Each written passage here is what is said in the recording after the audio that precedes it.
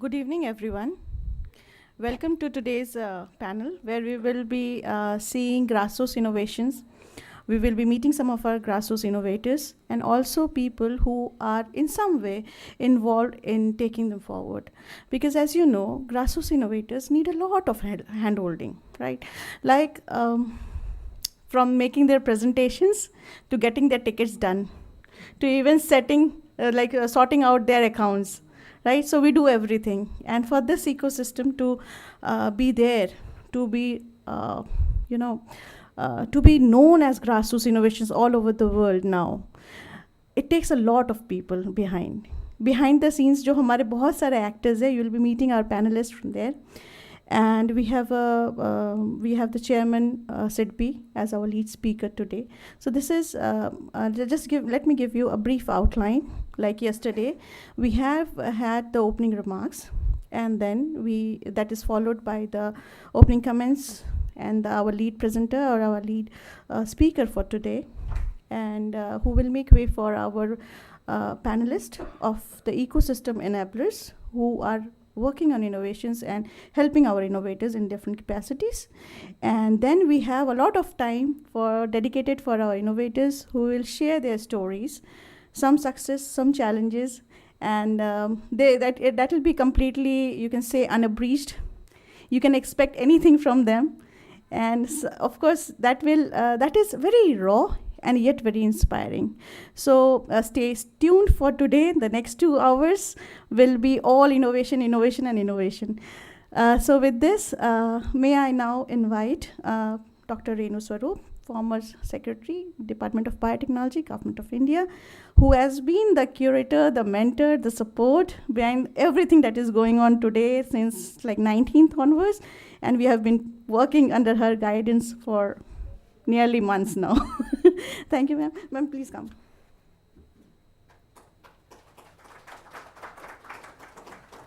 Thank you so much, Anamika, and very good evening to all of you, and welcome to this day 2 of the panel for this very important People's Festival of Innovation. First of all, thank you all very much to all those who are here, our innovators especially, who have taken time to come and display not just their innovations, their posters, but also interact with all our visitors, all our members who have been visiting the exhibition. Thank you to all the speakers and the panelists for today, and I know that each of you has taken special time to come up from your schedules, which were, I know, totally occupied, to come and be here to share on many platforms. We could curate this whole exhibition and put it to you. 100 innovations which are in the gallery upstairs, which 100 innovations that we've displayed in the art gallery on the floor above. And if you get time, and those of you who have seen it will see that each of the innovations is so very important. It's very important because it's impacting society, it's impacting our day-to-day life, and how we are looking at taking it forward. Today's panel, which Professor Anil Gupta will take on from here now, is going to be interesting because our topic for today is grassroots innovations. Is it a scalable model? Because many a times we feel that grassroots innovations need a different ecosystem and different enabler to scale it up. What we have done is today, if you look at the deep tech sector, and I say this from my experience of many years in the biotechnology sector, we've seen how it's grown. We have in just about 10 years taken it from 50 startups to over 5,000 startups today. We've created a whole very vibrant ecosystem of incubation centers, of shared infrastructure, of various aspects. We have tried to now work with the grassroots innovators to make them understand the importance of their own innovations. But today, the fact that we've brought them to this level, it's important that we give them a level playing field. They also need investments. They also need mentors. They also need technical guidance. And many a times it's their technologies just being sort of, given with it's their innovation which we're adding a little bit of science and technology to it and presenting it back to them, so that they can then engage with the others. And that's what they've done in these last 4 days here. And I'm hoping in the remaining 6 or 7 days, we will have more of this. And they will share with you many, many success stories. I'm really pleased that we have, and thank you for accepting to be our lead speaker today from SIDBI. The fact that SIDBI is here today is again very important for us. And we all know that SIDBI has played a very important role in the whole DPIIT startup fund. And of course, I know because from biotech, we've been working with you. You worked on a separate biotech vertical. But that's what we recognize when we talk about Startup India, which came up in 2016.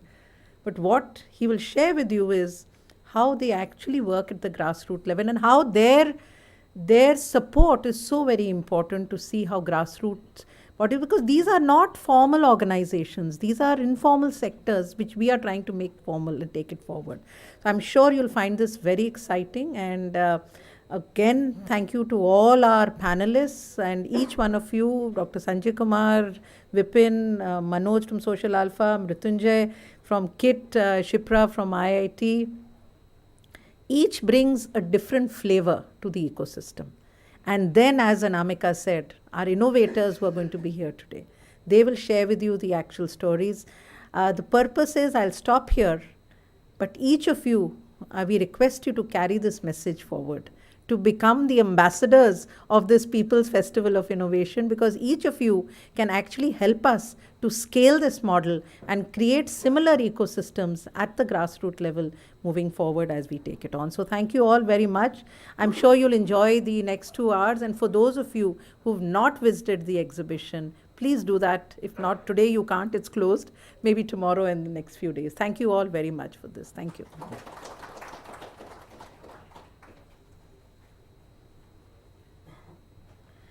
Thank you, ma'am, for inspiring us as always and supporting. We know at the back she's there. That means a lot to us and our innovators, ma'am.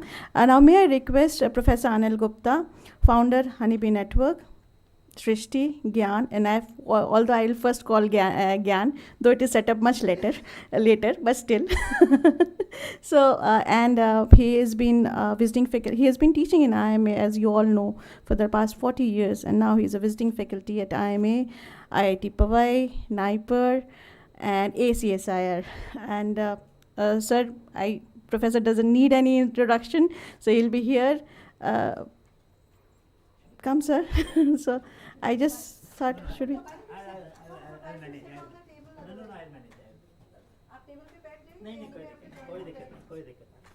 I'll manage. I'll take support from here.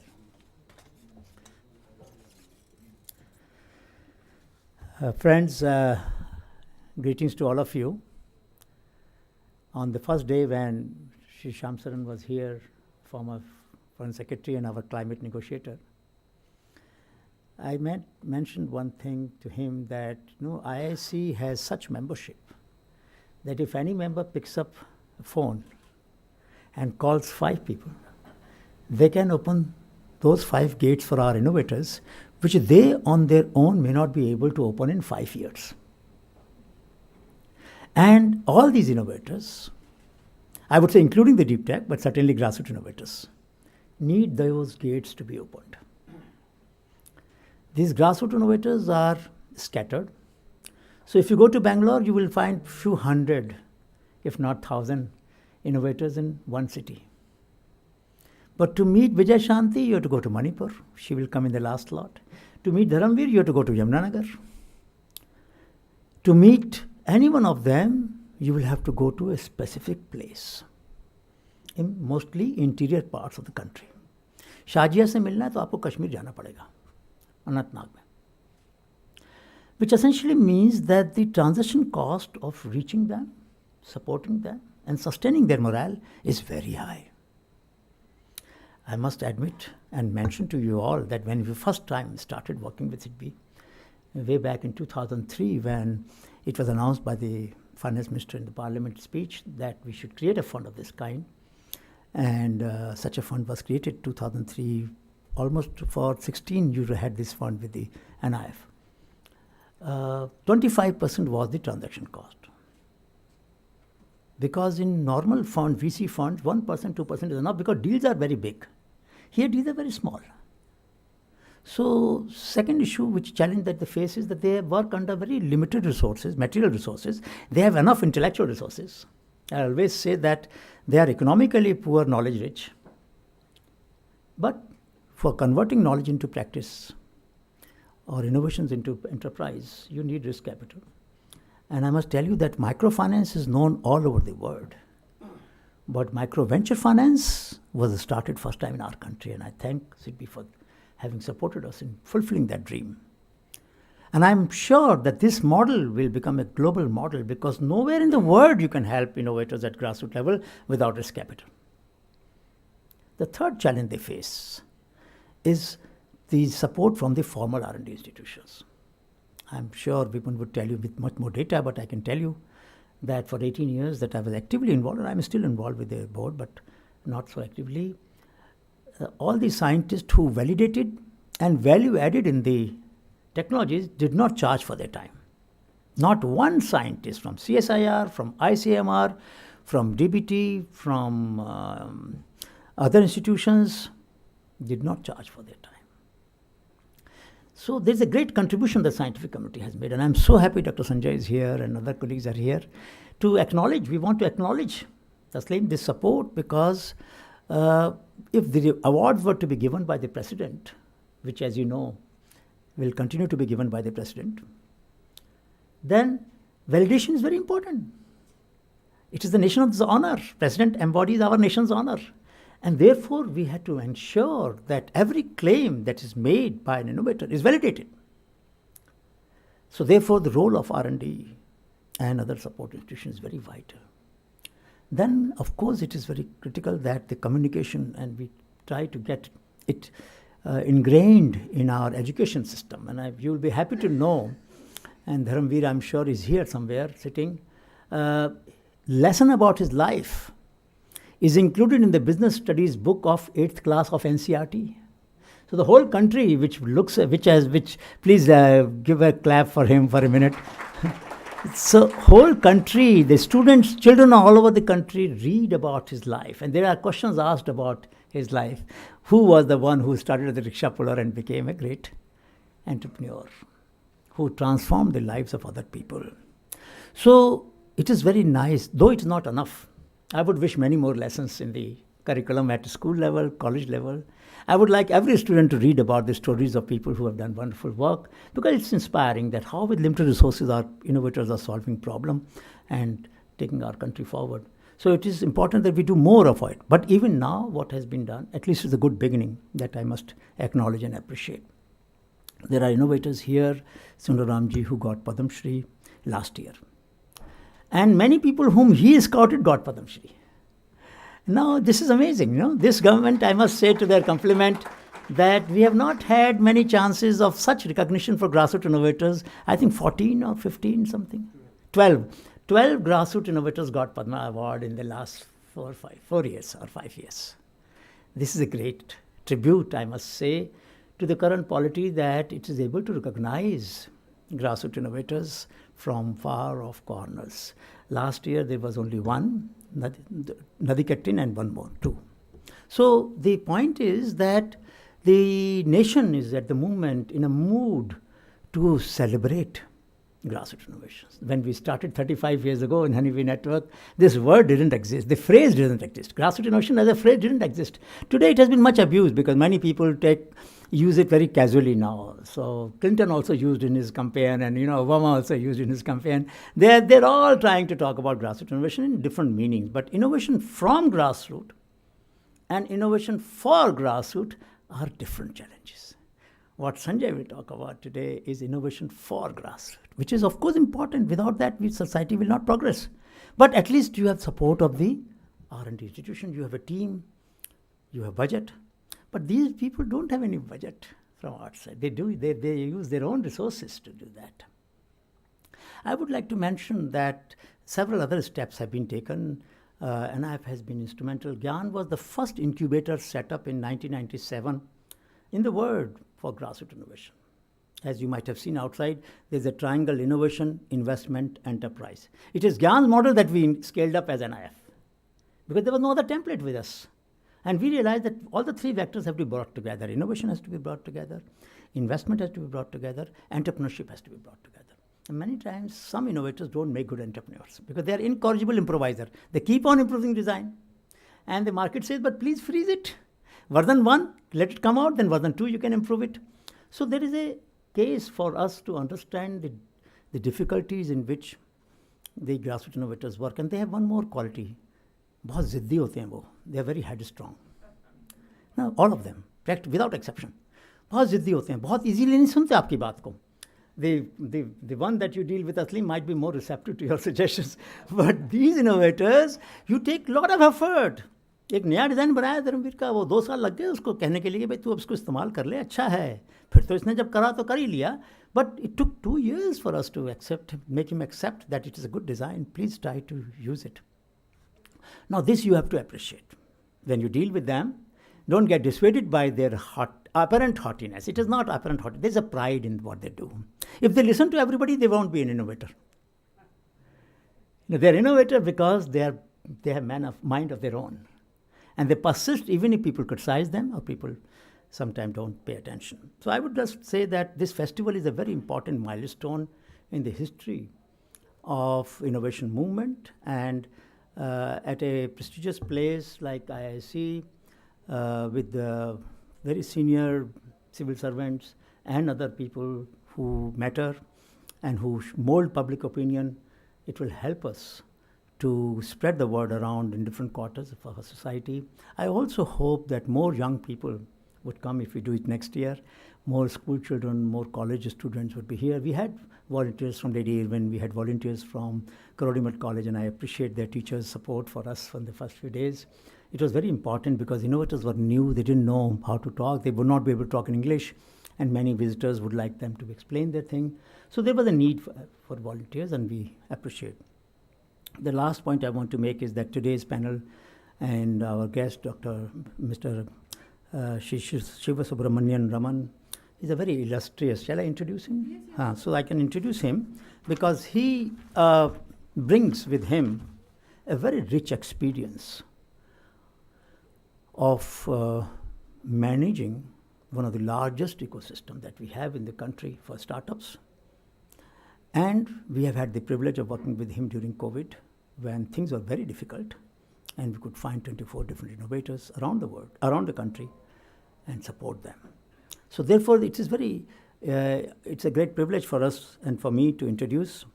Shri Raman belongs to the 1991 batch of Indian Audit and Account Service, IAS. He joined as the chairman and managing director of Small Scale Industries Development Bank of India in April 2001.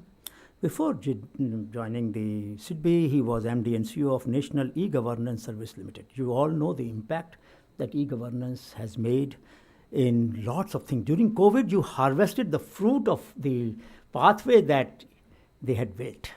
You know, it became so easy. You couldn't have done it overnight. But we all know that all the communication that were coming to us, reminding us about when our second vaccination is due, all this was part of e-governance, and I think tribute must go to his leadership and others of his team member. Prior to joining NASL, he was the Principal Accountant General Jharkhand during 15 to 16.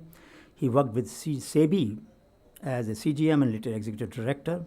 I'm very happy that SEBI's current chairman was my student in IMA, and she did a very sensitive Madhavi Purivach between 2007 to 2013. He held various positions under the C&AG of India in various states, worked as Executive Secretary to C&AG of India, worked as the first Secretary of High Commission in London, and the role at that time, his role was not just in London, but to audit other embassies as well, all over Europe. He is honors economic graduate from St. Stephen's College, an MBA from FMS, the Delhi University, so Delhi is not new to him. He has done MSc in Regulation from London School of Economics and Certified Internal Auditor from IIA, Florida. He completed LLB from Mumbai University and postgraduate diploma in Securities Law. So we have a very distinguished, accomplished officer, leader of the financial sector. And I must say that he carries himself lightly. So therefore, there is another part of one's life which is human values, and with which you can solve a lot of other problems if you are willing to listen and try to help. So thank you so much for being with us. Floor is yours. Please do that.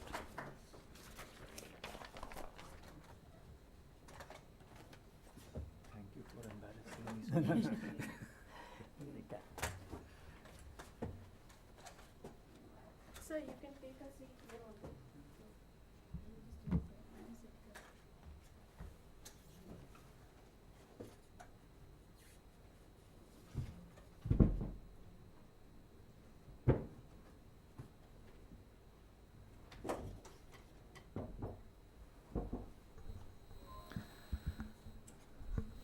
Madam Renu Swarup, Professor Gupta, my own uncle, Dr. Panchapakeshan, ladies and gentlemen, it's indeed a pleasure to be here before all of you.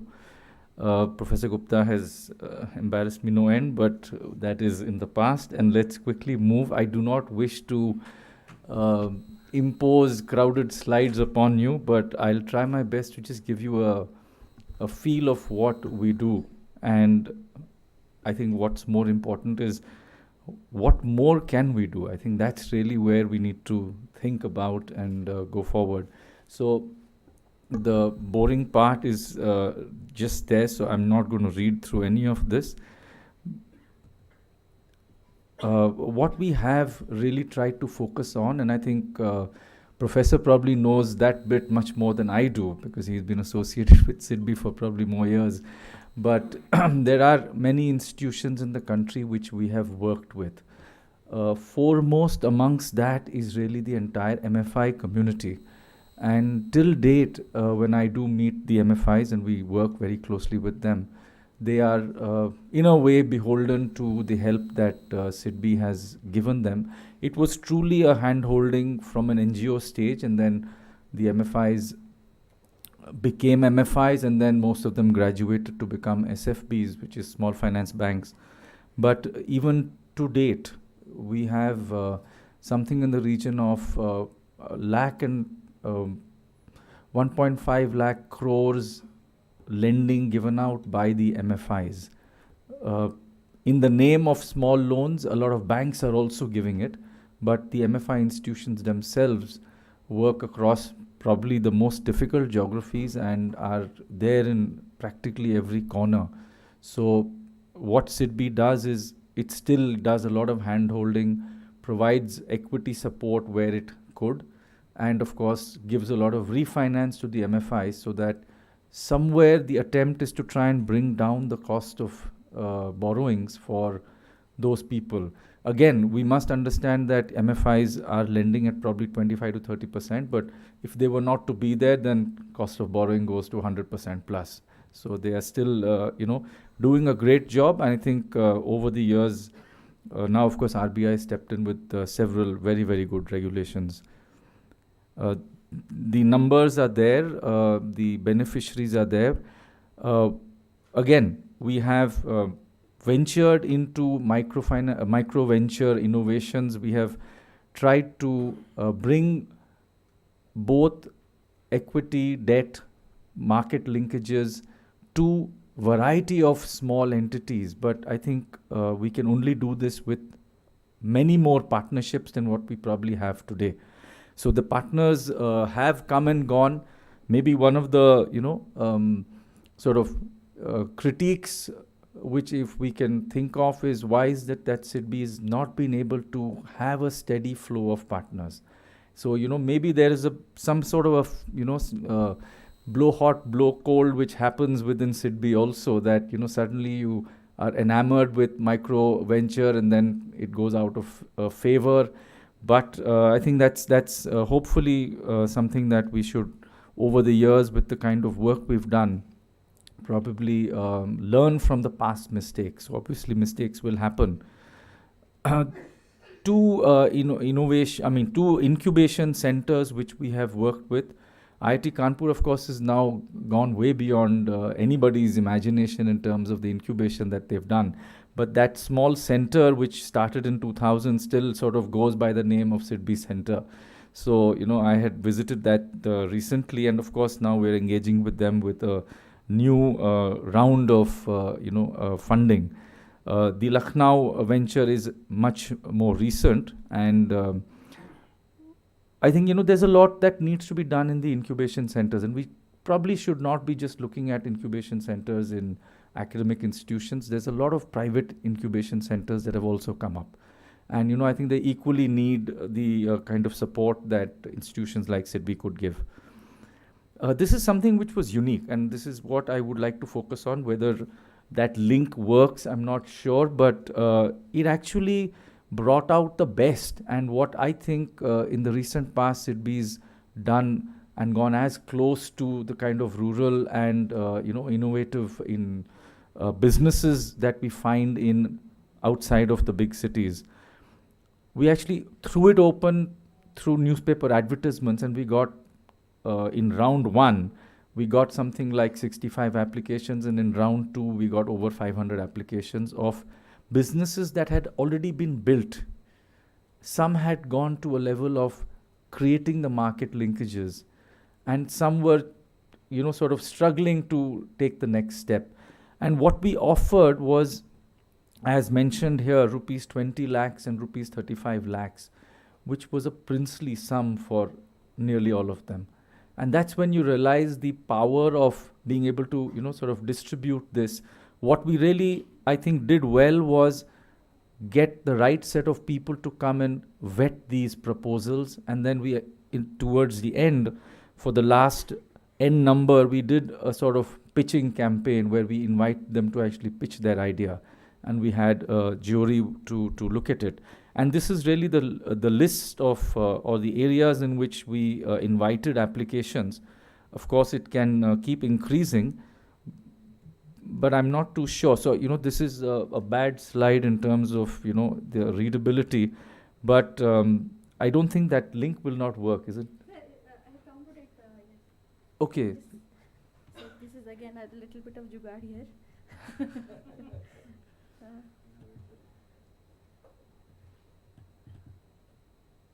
Oh, great. That's excellent. So, so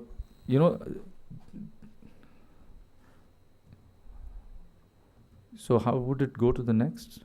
So it will not, because this is the only one that we could capture with that. Okay. So then let me very quickly mention that we had an entity. In fact, this looks like the Ladakh one, so I can speak about it. So there's something called Looms of Ladakh, which came out of nowhere. And these are women who actually shepherd the Pashmina goat. And they are at reaches of 12,000 and above feet. They rear the sheep and carry the wool, bring it to the center in Leh. And these two bright people from, the mainland, one is from Gujarat and one is from Bihar. They're both students of NID. They decided to go up there and actually provide designs for these ladies. They obviously were making, stoles and scarves and shawls and what have you.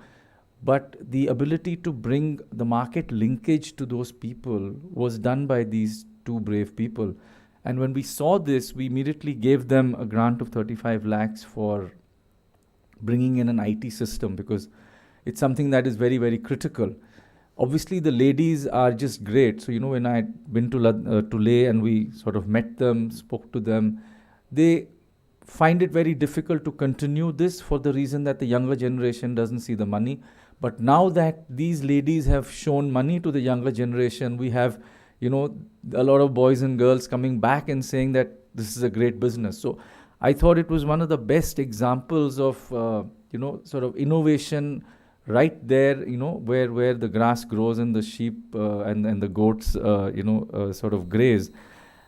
And when we took this, we had a parliamentary committee delegation that had met us in Bombay, and we presented these stalls to the ministers, to the members of parliament. and it was, so warmly received. We, of course, gave them the entire sort of background. So, people are just enormously happy that such people do exist, such good work does exist, and that we can help them. So I think it's just one of those great examples of, how we could, probably take that additional step and reach out to such innovative people. There's a lot of very good people who we met in the process. As you can see, there's a list of names. I'm happy to share them with you. But they're all doing excellent work. They need scale, they need support. And therefore, we are looking at ourselves helping such institutions, and of course, inviting as many of the other impact investors to be able to take a look at them. There is another, important program that we have. This is again going to institutions. The two institutions are written over there in Thrissur and in Jaipur. And it's about asking their students to go into the immediate hinterland and discover people who have good businesses. And therefore, the money given to those two chairs are really about discovering more innovations and trying to generate ideas, ventures, etc. So again, all I can say is that these are drops in an ocean. You really need to be able to do many more of these and to be able to then sustain them. So, we should be sitting with these institutions for the next 30 years or, find more such institutions. The village adoption plan is again another attempt to try and, bring livelihood to that particular space. And in this, I'll pick up from what Madam had mentioned. It's really about trying to bring an equity culture at the village level.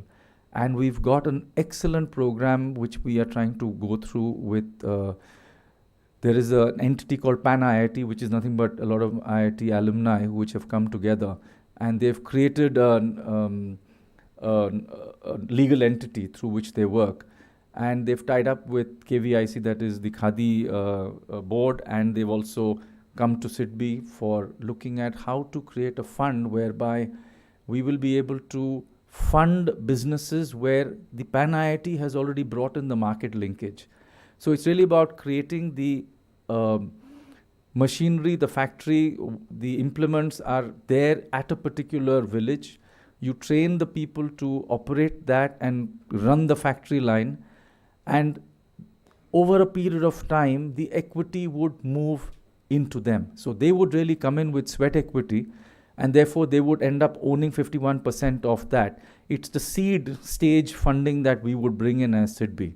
And therefore, we would even be able to exit if we have other investors coming in, and therefore the money would go back to the fund. So it's designed as a sort of perpetual fund. Now, these are the more innovative solutions which we all need to try, and that's something which probably we've not done before. Hopefully that should get off the ground. The Aspire Fund is another great program which looked at agro and rural industries. This is an MSME ministry program which SIDBI has been running for a few years. Again, it's, the total amount is investments of 460 crores, which again is not small, but I would really believe that, being able to document these and follow them up and look at what are these entities doing on today's date is something that we would need to do. So again, I as I said, there are sort of things that we have, done in the past. The FFS is something which I'm really not focusing on in this group and in this context. These are large AIFs which are looking at, fintech, deep tech, med tech. It's a lot of tech actually that they're looking at, and it doesn't really sort of fit into today's context. But what it has done, as very nicely put by Madam, is created that startup culture. And it's, for the first time, I think we've seen how domestic money can come into venture funds and how we are probably not that dependent on foreign funds flowing in. So, I think that's really what has given a lot of confidence to many of us. So, I just thought a few points that I'd like to place before you. There is certainly a need for doing more and more innovative, sort of events. One such event which we've seen a great success is a small scheme which goes by the name Jasba, where our people tied up with an NGO and we went to Kupwara district, and with the help of the army, we actually trained the women over there on various skills. And I think it was done over just maybe 16 households in that particular village. And given the terrain and the difficulty in living there, I'm sort of really sort of always in gratitude to that NGO team which has actually gone there and sat there for 4 months and worked with these women. And in those 16 households, today we have 5 or 6 households where they are running some sort of a self-sustaining business. It reached a point where, since it was a program, a one-off program, and there was no, sort of sequel to it, we had the army commander writing into us saying that, from a national security and, sort of national interest perspective, you guys should continue this. So, that's really, I think, where we would, get more enthused and, pick up the cues from that. But thank you so much for the patient hearing, and love to hear all of you today. Thank you.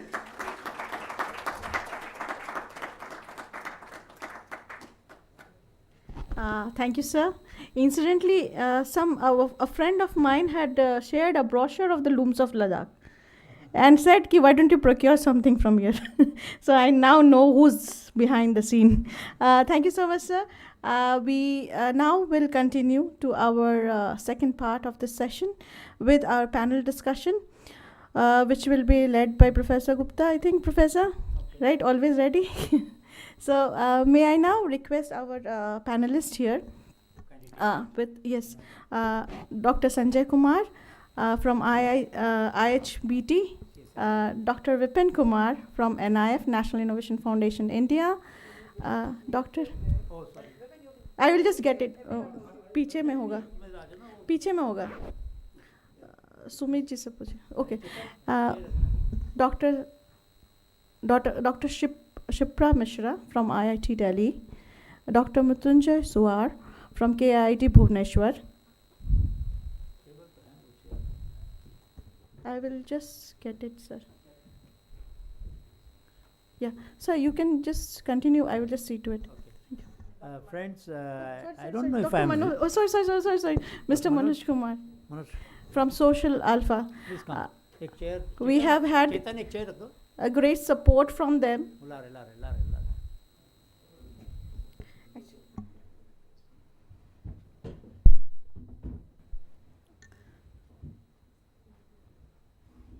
Thank you. So please. So thank you, Anamika. I must also mention just a small remark, postscript on what Shri Raman mentioned so eloquently, that I was with DBT Secretary today afternoon, and we were talking about that BIREC wants to put, I had a small role in setting up of the BIREC, Renu knows, so that BIREC is proposing a larger fund, and EFC is being made for investment in these startups. And the problem was, where will the working capital come from? And Shri Raman was so helpful, SIDBI was so helpful to BIREC that probably there will be an engagement between SIDBI and BIREC on this issue, because they found him and his team very willing to get engaged with the high-tech and deep-tech startups who need that kind of working capital. So thank you so much for being continuously helpful to the evolving ecosystem. Now we have very eminent people with us today, and I would like to mention that Manoj Kumar, CEO of the Social Alpha, has played a very active role in supporting some programs of BIREC and DBT in social innovations, and I'm sure he will share many more things with us. So, Manoj, please.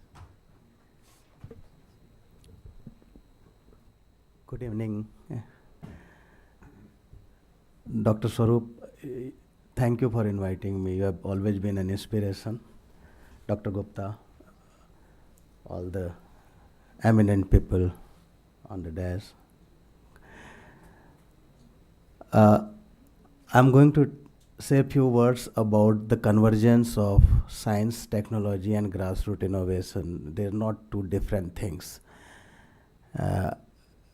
Very provocatively, I'll say that we cannot deprive poor and marginalized communities of the benefits of science and technology innovation, and we cannot leave them on the mercy of jugaad innovation. I think the elitism of science and technology innovation has to come to an end, and therefore grassroots innovation also means innovation for the grassroots. Providing the world-class user experience to the poor and marginalized communities is equally important. And the myth that good user experience and high quality is also expensive has to be broken. And we have some great examples in our country, and the best example today, which is very relevant and all of you in this room are using, is UPI.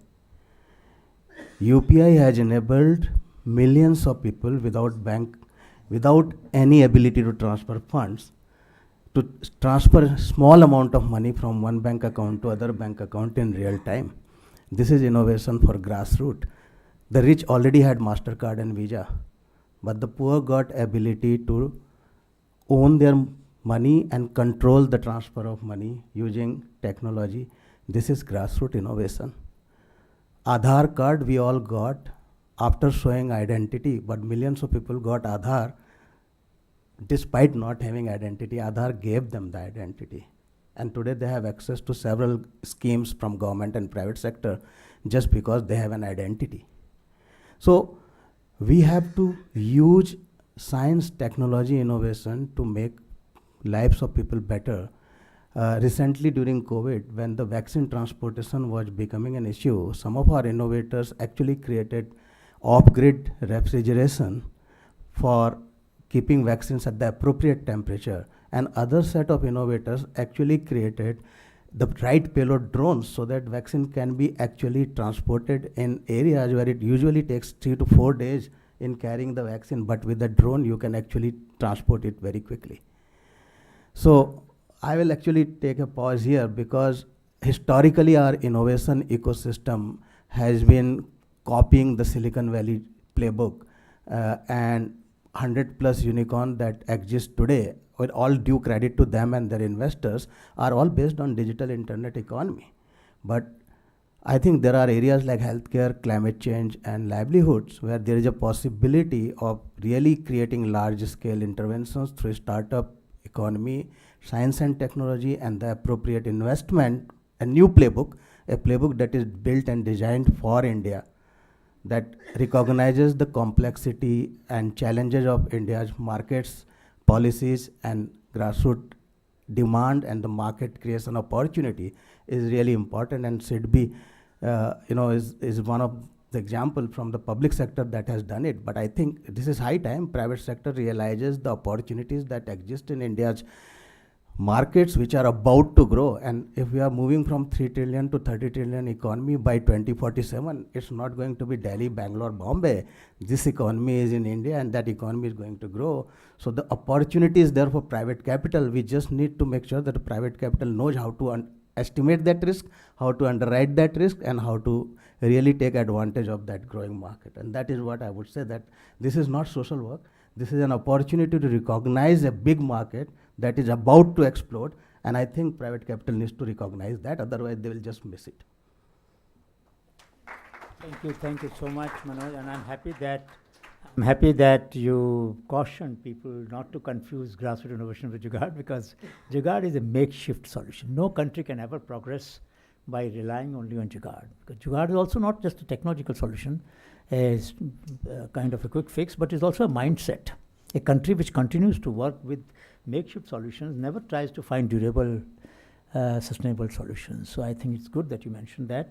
But as you will meet today, you will realize that many of the grassroots innovators have developed very complex technologies, very well designed technologies, and designs of that kind which our science and technology institutions couldn't conceive, couldn't deliver. So therefore, but the point is very valid that we need to bridge a gap, and we need to create a communication system, because there are many tools that modern science institutions have, without which our innovators will not be able to flourish. Thank you so much. I'll request Dr. Sanjay Kumar, CSIR IHBT Director, and he, please go ahead. And he is one who brought about heme cultivation to India, asphaetia. Lavender revolution in Himachal, it was only in Jammu Kashmir, and saffron in Himachal, and many other solutions. And he has 50 startups in Himachal already under this IHBT, and working with Northeast and many parts of the country, and developed so many new products. Dr. Sanjay. Thank you so much, sir. Very good evening to all. And first, many thanks to Madam Renu Swarup ji, who thought that we should be among the group. And when Professor Anil Gupta is there, I think we know that what is going to happen with these two combinations. And thank you so much, Dr. Amanji. I think very nice to learn about SIDBI, so much contribution. And some of the program, I think now we will have to link with them. So again, it was an opportunity for me to learn about SIDBI up to that depth. So why I am here today, let me tell you, we strongly believe that economy can only be sustained if it is in the hand of the common people. That is belief of our institute. And we try to develop that economy through bioresources and using the right sort of technological platform. So these are the major issues where we work upon, and we try to see that what nation needs, what common man needs, and how the science and technology can work and play an important role. For example, we realize that we consume around 1500 tons of hing every year, but we do not produce even 1 gram.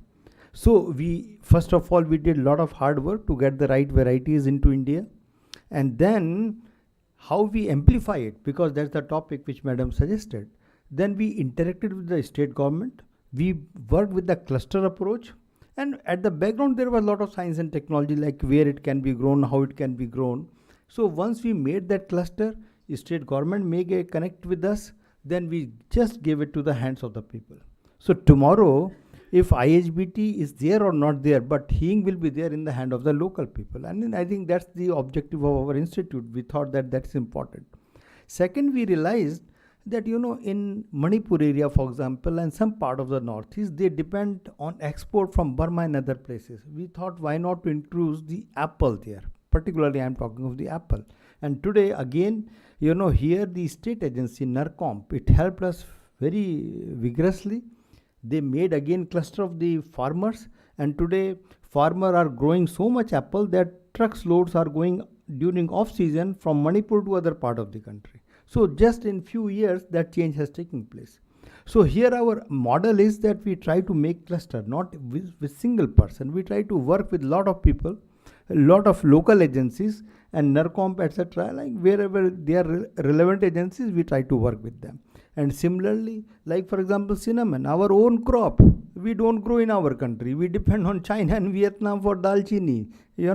This was something very strange for us. I said, why can't we grow this dalchini in India?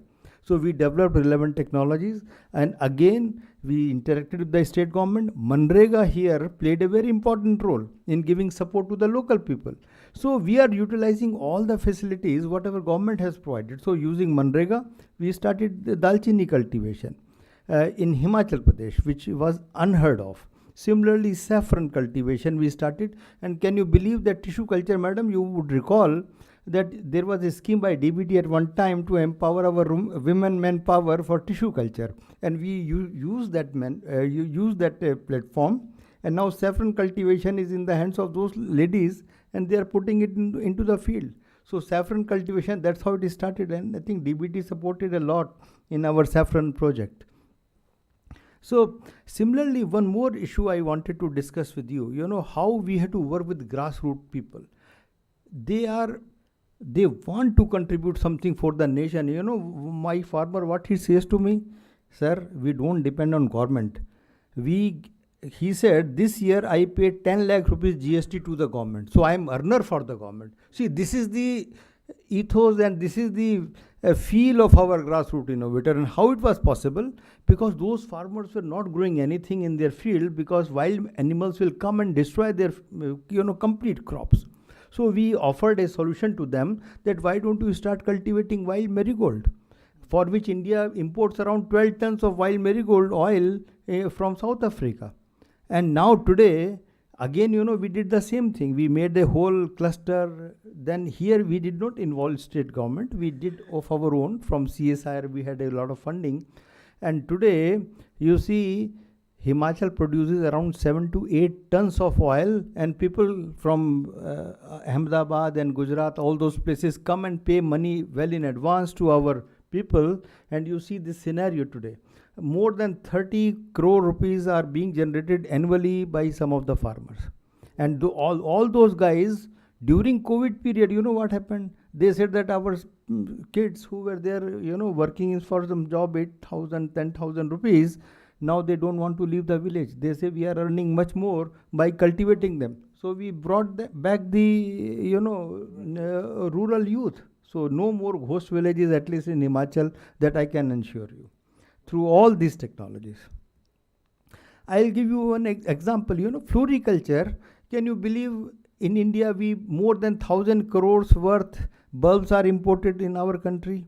And so we decided that what we can do. So first of all, today Leh is known as the Lilium City. Can you believe at one time there was no flowers in Leh? Today you see this new shop opened up in Leh, and all these ladies, they are selling lilium flowers.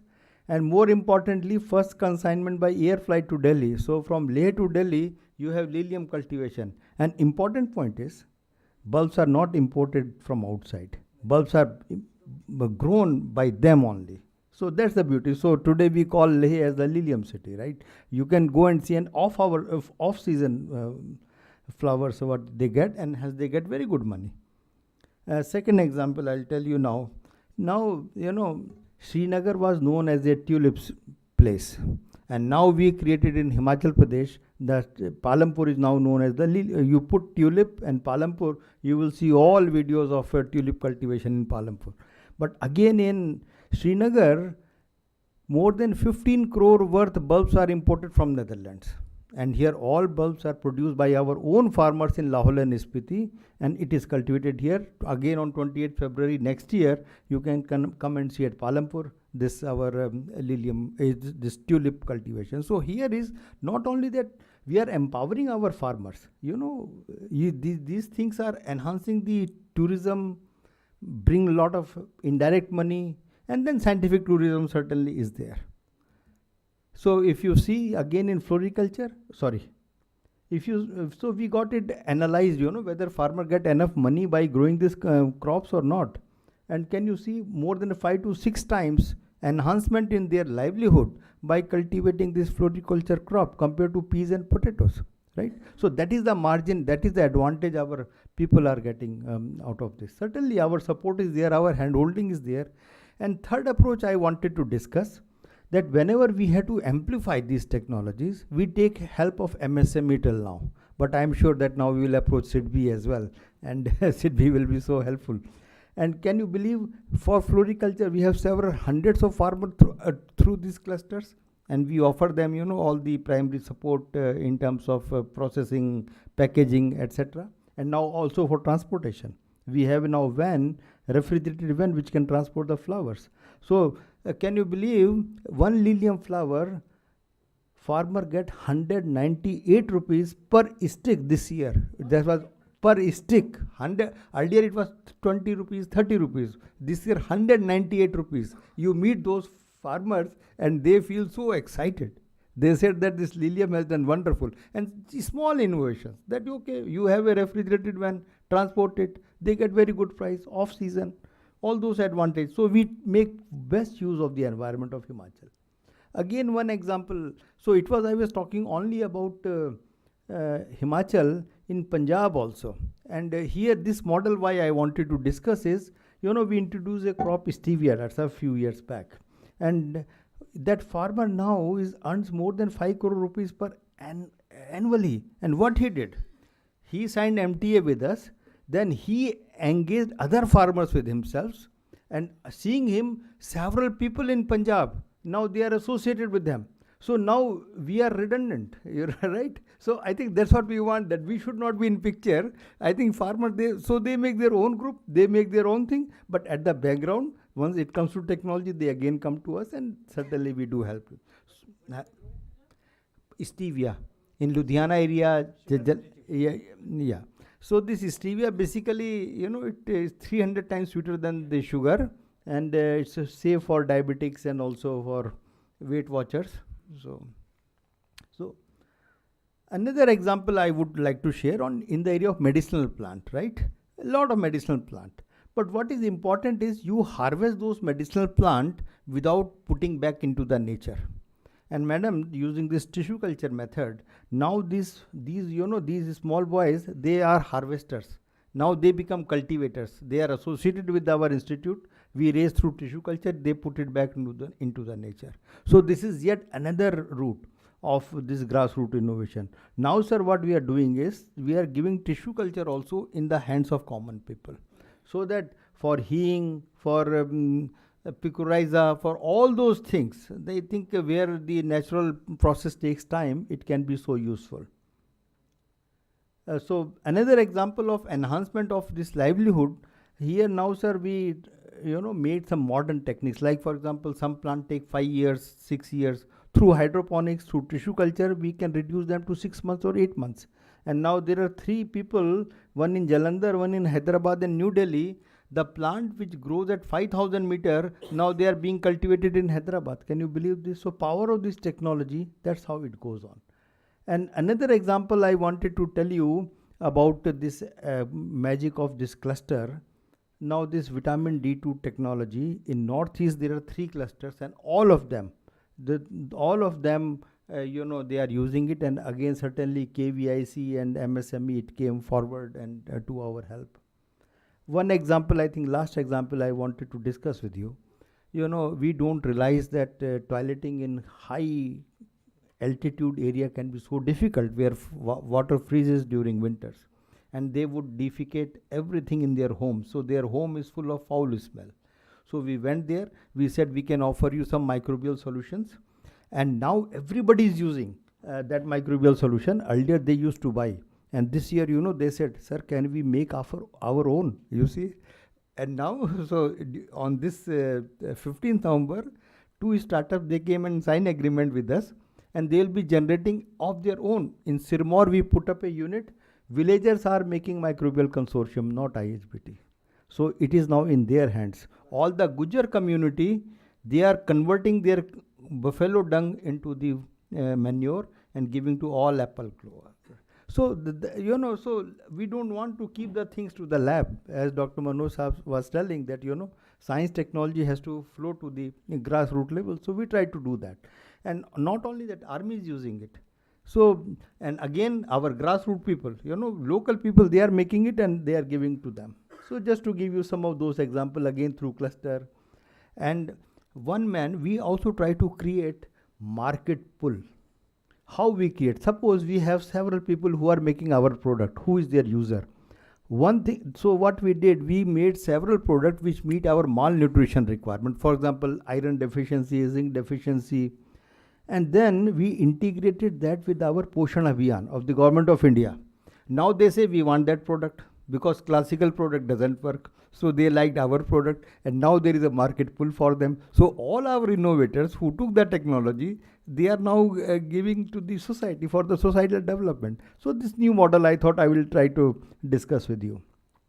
So I think this was something I wanted to discuss, and just to show that we have a lot of entrepreneurs, startups in our institute, and their all products are several products are there in the market. And our incubators are there who make use of all our facilities. We go to the field, and just to show you that so many people, they are using our technologies and taking it forward. Thank you so much. Thank you. Thank you, Dr. Sanjay. Thank you so much. Such a fascinating story of increasing the income of farmers so many times over the traditional solutions.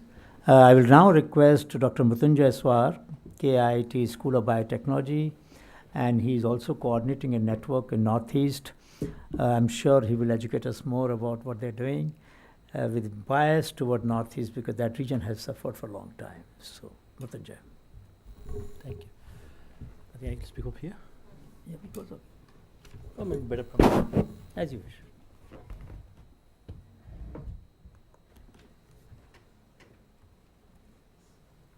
You have not needed because time is not there. So thank you, sir. Thanks for inviting me, Madam Renu, Madam Swati, Madam, and Anil, sir. So what I'll do, I had bought a PPT, but I thought I have to speak maybe 3.5 minutes. So I'll tell you the story of what we have been doing. I am a very hardcore technology guy, but a good intention towards society. So I come from KIIT. There's a very big university, and we run the world's largest tribal university called KISS. And believe me or not, we have been deploying a lot of technology for society through KISS model. And inspiration is Professor Anil Gupta. Always he challenges me that why you are not doing it since last 12 years. So I'll tell you what we are doing because of a technology business incubator I come from. I am the CEO of the operation, but also thankfully the PSA office recognized, and we built now City Cluster Bhubaneswar, where I chair the city cluster. But the whole idea today I'm telling how do you deploy technology at grassroots level. May not be developed by a grassroots man, but can be for the grassroots people. I'll tell you a couple of examples how we've been doing it in next 3 minutes. So looking at the technology deployment strategies, we have a very good platform called BIRAC. And thanks to Dr. Renu Swarup that time, they have given us a center called BIRAC Regional Center, especially focusing on Northeast. And the meeting was in Shillong, I remember. And then maybe they realized that we can be the best agency to deploy this kind of things. You'll be very happy to know we are now going in a cluster approach in Northeast. And so we run a program, we have structured a program, talk to the leadership of the, if you ask me, I met all the chief minister, all the chief secretary, all the secretaries of local things, and we have started now first operation called Manipur Technology Innovation Hub. The whole idea, how do you bring out innovations from the local, and they have been deploying it. So 6 members team who is driving it, 5 from Manipur. Everything emerged out of our activities last through the regional center of BIRAC in different parts of Northeast. So we run almost more than 100 programs in Northeast. Why I'm saying programs has a purpose. We never run a program for a program. It has to see next day what is to be done. So we connect those things, build a whole value chain. That's what we want to build. And thanks to the leadership of everywhere from center to the state, and we build programs, and later on we found out a lot of support. And right now we're building business plans. So went to MSME, built now 21 clusters in these grassroots areas, 5 in Manipur. And they are multi-crore turnover, 2 of them. What is our intention behind it? Build right kind of strategies for them. Bring the right enablers. My slide says those enablers component. The enablers are very, very important. These are not projects. These are going to build processes. So what we are doing in grassroots level, building processes which are very structured, which are scalable, adaptable, and adoptable by the community. So people always tell technology is expensive. I don't think so. Today we are running a program with process with Forest Department. Today, if you look at a company called Keva, it makes money 1,200 crores out of forest produce. Why not can be done in a structured way, scientific way, which is a bigger value than doing in a very local way, very unstructured way. That's what we have been doing in Northeast, sir. You'll be very happy to know that there are many startups coming from Northeast today. Earlier it has DBT BIRAC, madam is sitting here. We have been talking about only 1 or 2 innovations from Northeast. Today with the support of BIRAC, we could build 32 startups, biotechs only, more than 100 in other sectors. All possible, leadership has to be aligned. Today I'm very happy to see SIDBI chairman talking about how they are enabling the grassroots ecosystem. I was never aware of this. Never Dr. Gupta told me about it. So we come from technology, but we make technology affordable, adaptable, and scalable. So that's what our role would be in next future to come. And KTBA is going to do that. City Cluster Bhubaneswar is now, with the help of donor ministry, is going to deploy affordable solutions in Northeast, and many of them are developed by them, and some of them we are taking from outside. Why to reinvent the wheel? Just deploy it for them. That's what our mission is, and thank you very much for giving the platform. Thank you. Wonderful, wonderful. Mrutyunjay, as always, you can summarize a lot of knowledge in few words of wisdom. That's a tribute to you at young age, and I really appreciate that. We have next Dr. Vipin Kumar, a colleague of mine for a very long time, Director of National Innovation Foundation, a scientist, and now I would say an entrepreneur, a social entrepreneur. Dr. Vipin. Thank you very much. So in a, where Professor Gupta is there, for more than a week, so it is very difficult to speak on the in that forum, on grassroots innovations. But definitely, I was given this task. So what Professor has already mentioned, in fact, shared lots of stories with that. I'll probably share in different words with you. Thank you very much for giving this opportunity, madam, to me. The grassroots innovations, in fact, that sustainable and scalability, both the components are there in that. Let me share one story. One grassroots innovator who has not seen even 5,000 rupees in his whole life, a very poor person from Dang district of Gujarat, and we have converted his technology into the product. A company was ready to take that the mastitis product which we have given to the Rakesh Pharma, and we were very excited, and we thought that the person will be very happy that now he is going to earn few lakh rupees. So that barefoot person asked the first question, that from where they will get the biological resource, the raw material. If they are going to destroy the biodiversity of any region, I'm not interested in commercialization of my technology. This is the value, the ethics of it. See, they are not at the base of pyramid, every pyramid. They are at the top of the pyramid of ethics, the pyramid of values, and their technologies are not the incremental technologies, or their technologies are not jugaad. Rather, I'll take it from Manoj that jugaad is a corrupt way to look at the innovations. It is not right actually. It's not, that rather it is a crime to say jugaad to the innovations. I'll share here, if it is jugaad, then in Amazon Sambhav Award, which is the award of 40 lakh rupees, where 2,000 companies started from machine learning to artificial intelligence to biotech to pharma participated, but Subhas Ola, a grassroots innovator, in fact, who was incubated by NIF, got that award actually because for his energy related innovation. So it is not definitely jugaad or incremental innovation. One thing we have to understand that we are going to sell any technology or any product in the market, and market is ruthless. Market will not say whether the technology is coming from the grassroots or from high-end institutions. They need the value for money, and definitely you have to make your product as competent as it is coming from high-end institutions. You were listening the story of Dharamveer. Dharamveer is earning few crore rupees, in fact, every year. But I'll share another thing. If Dharamveer has sold 500 machines to the people, and one machine is giving sustainable employment to 4 people, Dharamveer has generated employment for 2,000 people. You have to consider that also.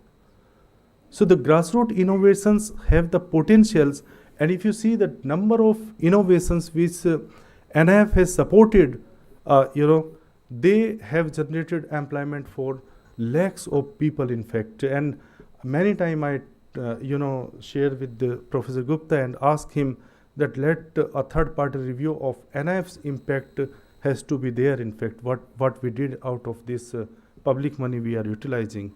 So the few things, in fact, in grassroots innovations, they are affordable, they are scalable, they are sustainable, they are universal, and they are excellent. In addition to that, their innovativeness, distinctiveness. So Dr. Mashelkar always say that this country doesn't need the affordable solutions only. We need the excellent solutions at affordable cost. That's why the India need a new model, which is affordable excellence, model. And for that, you have to have a big funnel actually. And probably NIF is having the biggest funnel.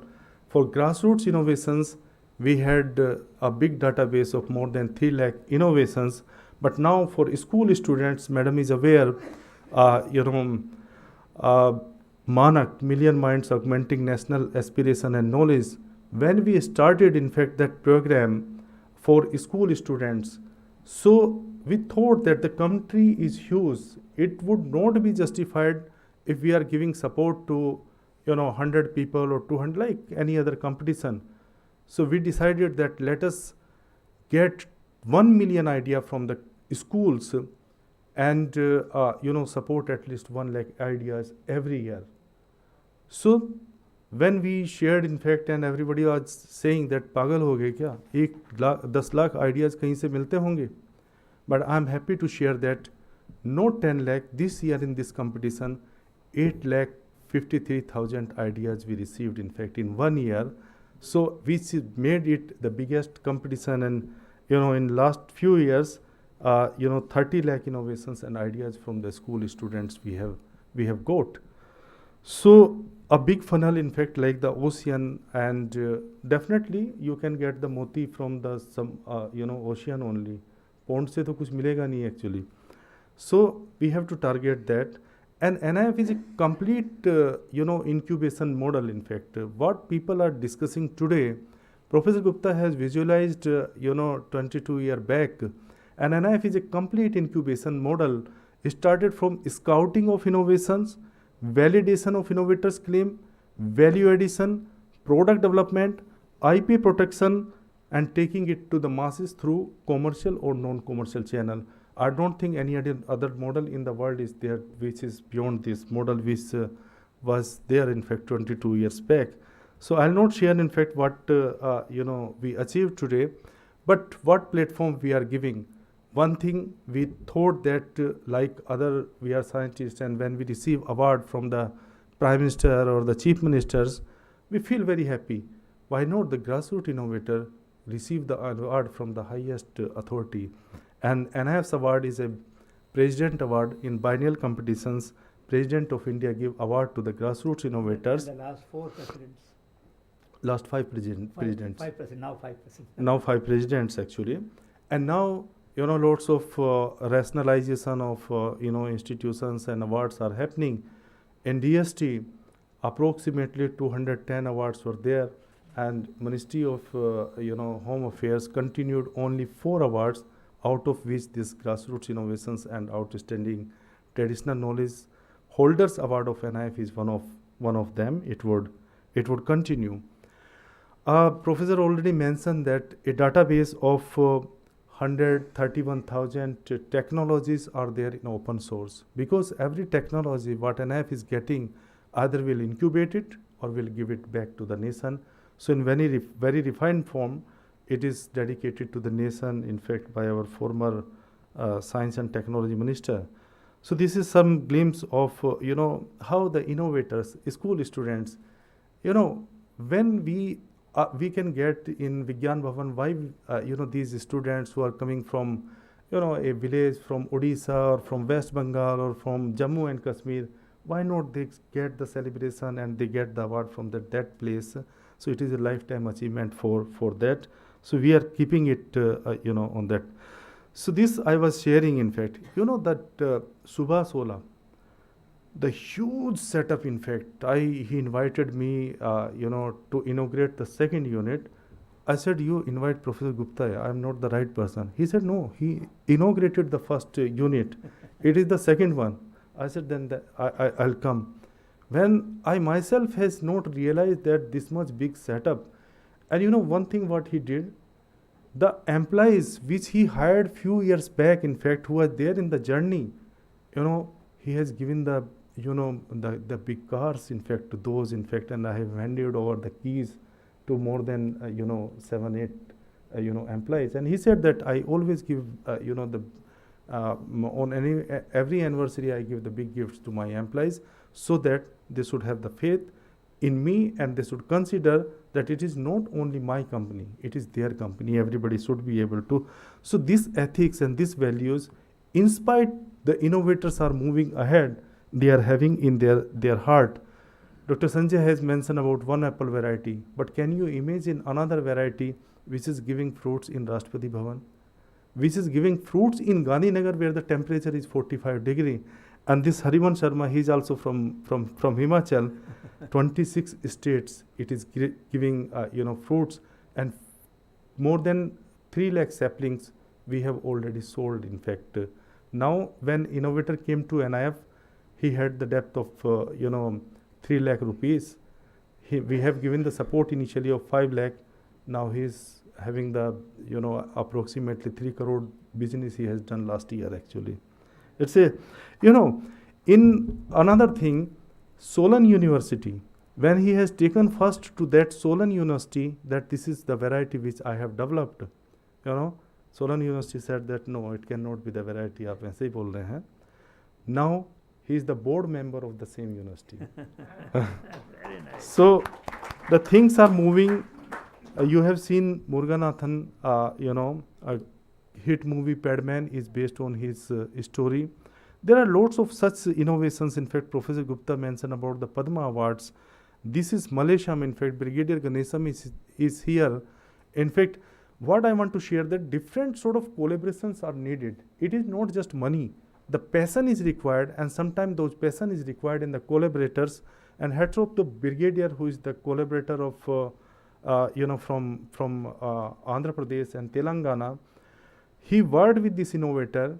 ASU is a process where the hand goes against the gravity, few thousand times and see the pain. This innovator has seen the pain of those women and developed that machine. In fact, there are 18,000 families which are there in Pochampalli sari making, and the machine has reached to 15,000 families. So might be in few years time, 100% eradication of the, and it is not drudgery will be there. It is not the first case. Like in Mansukh Bhai Patel, that opening of the balls, that cotton stripping was a big problem. Now 100% eradication of the child labor is there, and the person is doing the business of approximately 50 crore rupees per annum, who was electrician in a cotton mill. So because of this plate, people are doing that. And the inclusivity, these are some glimpses from the correctional homes. Now at least 5 correctional homes are sourcing technologies from us and generating employment for those. And it is, what they were saying, in fact, the depression among the prisoners were there, but now they are earning something and selling back to their families. So these technologies are bringing probably a positive things in those prisoners, and that positivity is required for the goodness of the societies. The scalability and the eco-friendliness, I'll not go since the time is less. Mitti Cool is a big brand. In fact, nowadays, a small porter, in fact, living in a small house, but today the whole area is his factory, and he shifted all those families to the new areas and given the better houses to them, actually. Very good model, in fact, this Mitti Cool person, in fact, has developed, and you see how beautiful he's managing his outlets throughout country. Again, a technology which has gone to the biggest tractor manufacturing company, the John Deere. Definitely, if the John Deere is taking any technology, from anybody, and the first technology which John Deere has taken from outside their R&D is the paddy transplanter, which can be mounted to a tractor. It cannot be the incremental or jugaad kind of technology, definitely. So we should stop saying this kind of word. And now, the networking, our more focus is on networking, like the Honeybee network for the documentation of the technology, scouting, the people like Brigadier to take them to the society. And you need the market support also, like we did the agreement with Amazon, not just for commercialization, but this agreement is to build the capacity of the innovators. And every month we organize a online workshop and try to accommodate the issues of the grassroots and other innovators, so that they could also reach to the masses through these channels. So likewise, I'll not go in many other technologies. Thank you very much, as the time is less. Thank you. Thank you, Vipin. Thank you for such an inspiring story of more than 2 decades. And I'm sure it would have convinced the most skeptic mind in the audience that grassroots innovations can indeed go big. I must add a small point that not only within the country, the grassroots to global model, G2G model, has come into being. There are Mythicool goes to 20 countries. Dharamveer has exported to Kenya and Zimbabwe and other countries. There are many products which have gone to various countries. So it is not just the domestic market, but Grassroots innovations are also reaching the global market. Another point, Prime Minister took up 3 examples. I mentioned 2, but there are 3 examples that he mentioned. And one of them, who left yesterday, Murugesan, a University of MVIF, he talked for half an hour. In Tamil, he was talking in Hindi, and then at the end of the dialogue, he says, "Look, I can't shake your hand because it is, let me shake virtually." And so overwhelmed, a common person gets a call from the Prime Minister, which is being broadcast live in the country. Vijay Shanti got similarly mentioned, and few other innovators have got mentioned. So I think there is something that they are doing right, and we should all be proud of this fact that their innovations are achieving that kind of impact.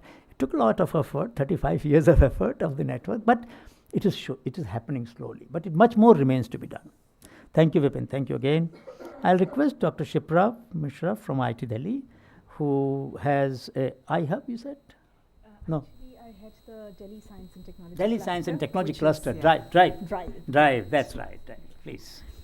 Thank you so much, sir. And firstly, I would just like to express gratitude to you, sir, to Dr. Renu, to Dr. Swati for having me here. It has been so very inspiring, and I can tell the difference. I go to thousands of meetings, as part of my job, and it feels so motivating, inspiring, and so relaxing also to come to an audience like this and hear such success stories and feel the passion, right? So, I see you are in so much physical pain, but you're not showing any of that, and you're talking so passionately. And, these are the people that we really need to bring in and to work on problems that are aligned with national missions and deliver.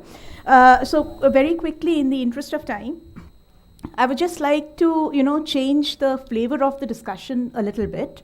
I will talk about DRIVE first, who we are and why we are set up. So DRIVE, it stands for Delhi Research, Implementation and Innovation. It is the umbrella body for managing the science and technology cluster that has been seeded by the Office of the Principal Scientific Advisor to the Government of India. And the idea behind this cluster is to create an ecosystem of industry, academia, and government bodies so that innovations can be taken from lab to market. So a lot of speakers before me have talked about this cluster approach, and this is exactly what our vision and mission is.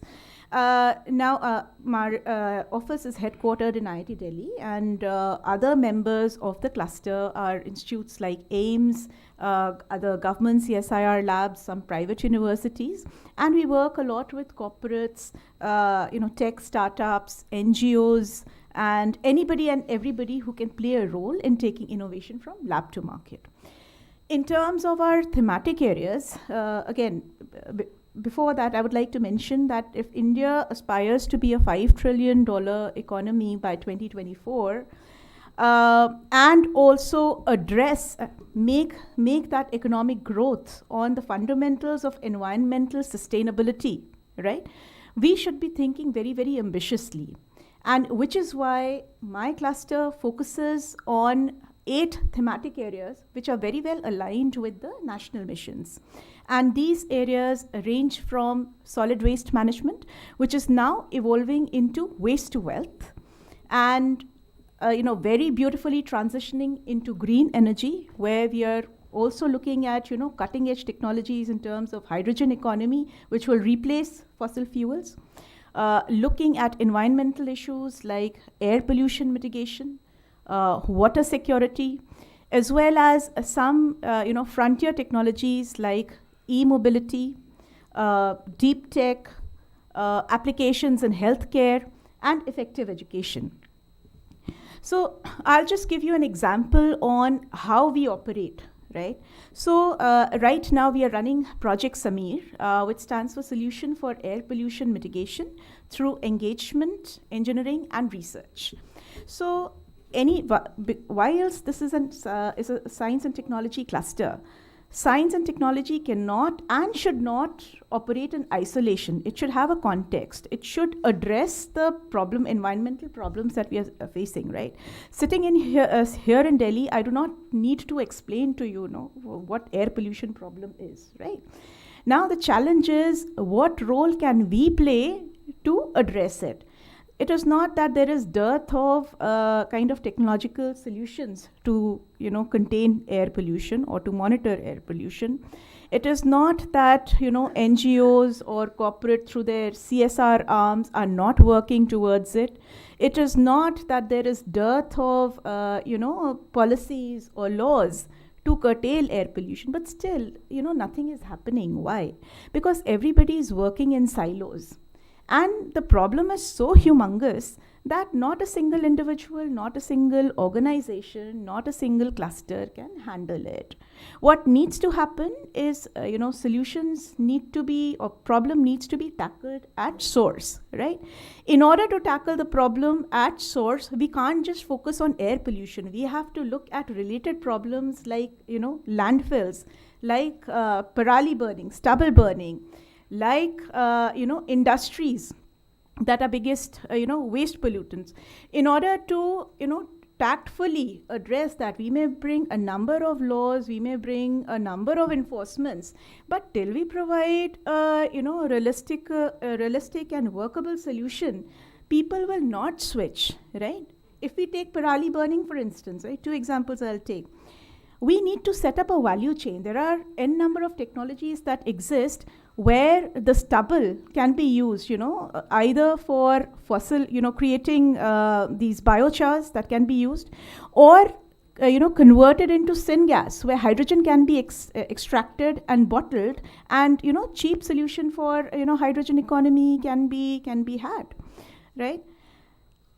But we need to set up value chains, right? Who will go and who will collect, right? So all these, business models need to come up in order to address the stubble burning problem well.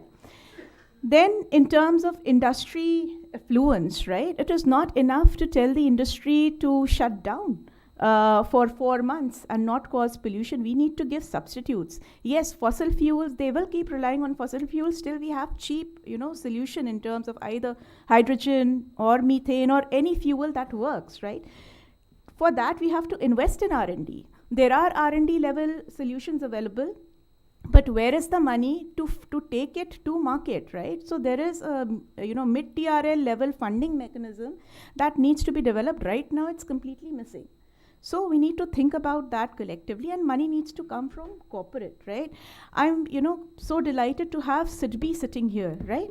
But we need to have hundreds and thousands of SIDBIs in the country to be acting on these problems. And this is what we were talking, that people who need to be involved are not there yet, because problems are being created by, corporates who are producing these, thing, and they need to be brought into the system to help find solutions collectively, right? So, so these are the things that we are working on. So coming back to Project Samir, so the approach that we have taken in order to involve everybody, we've started with a pilot, right? And the starting point of that pilot is the local government body, right? So it is for any kind of sustainability project to materialize, it needs to have the government, complete engagement, not just involvement, but engagement.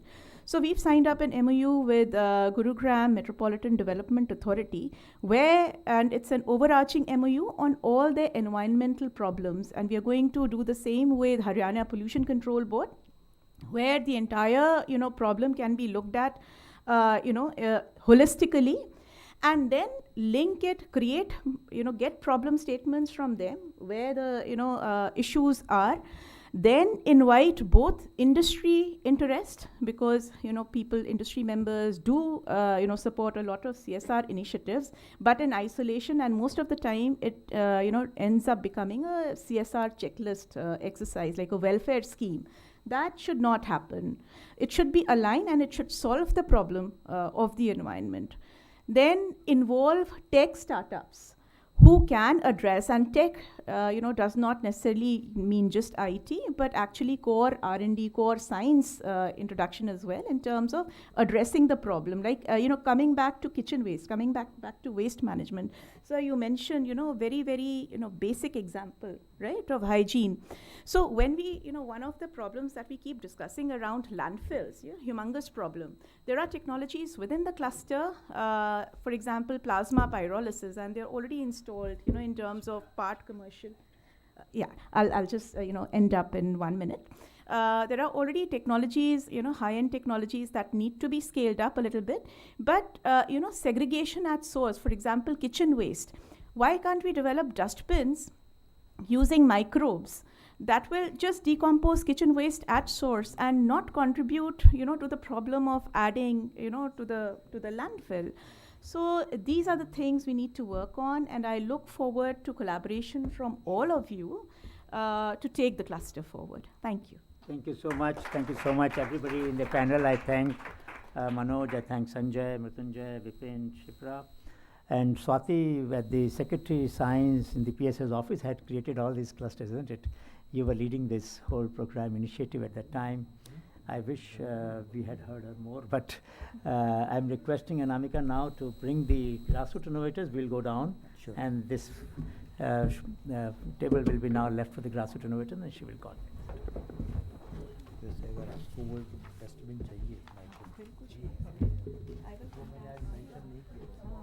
No, we're about it.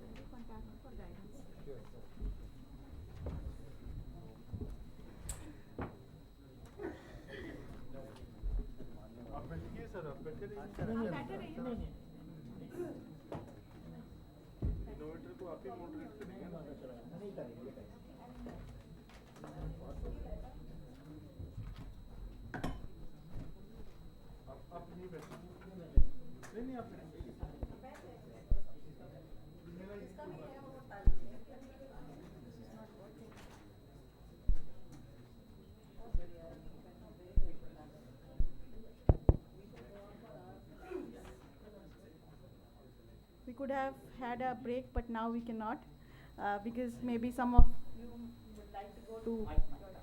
है ना, ये mic में बोलने वाली इतनी चीज़ नहीं है, मैं बस ये कह रही हूँ कि थोड़ी देर और सब्र रखिए. So अभी the most interesting part of the session, people for whom we are here, our innovators, Grassroots innovators, will be there. May I now request Padma Shri Shri Sundaram Verma ji to please take a. Can you just put the name plates, please? Chetan, name tags. डाल लो, ठीक है? Please. Dharamveer ji, Shri Dharamveer Kamboj. That is the team that I am showing. You have it? Yeah, madam. I don't have it right now here. Yeah, I will give the pen down. Yes. You can just take a seat. You can tell your. Shiv Kumar Modha ji, Shazia Jan from Jammu and Kashmir, Anantnag, and Mushtaq Ahmad Dar from Kashmir.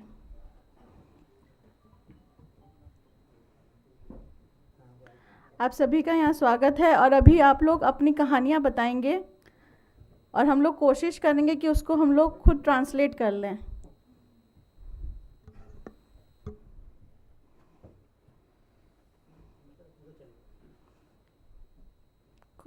कोई बात नहीं, उसको change कर दो ना, it's okay.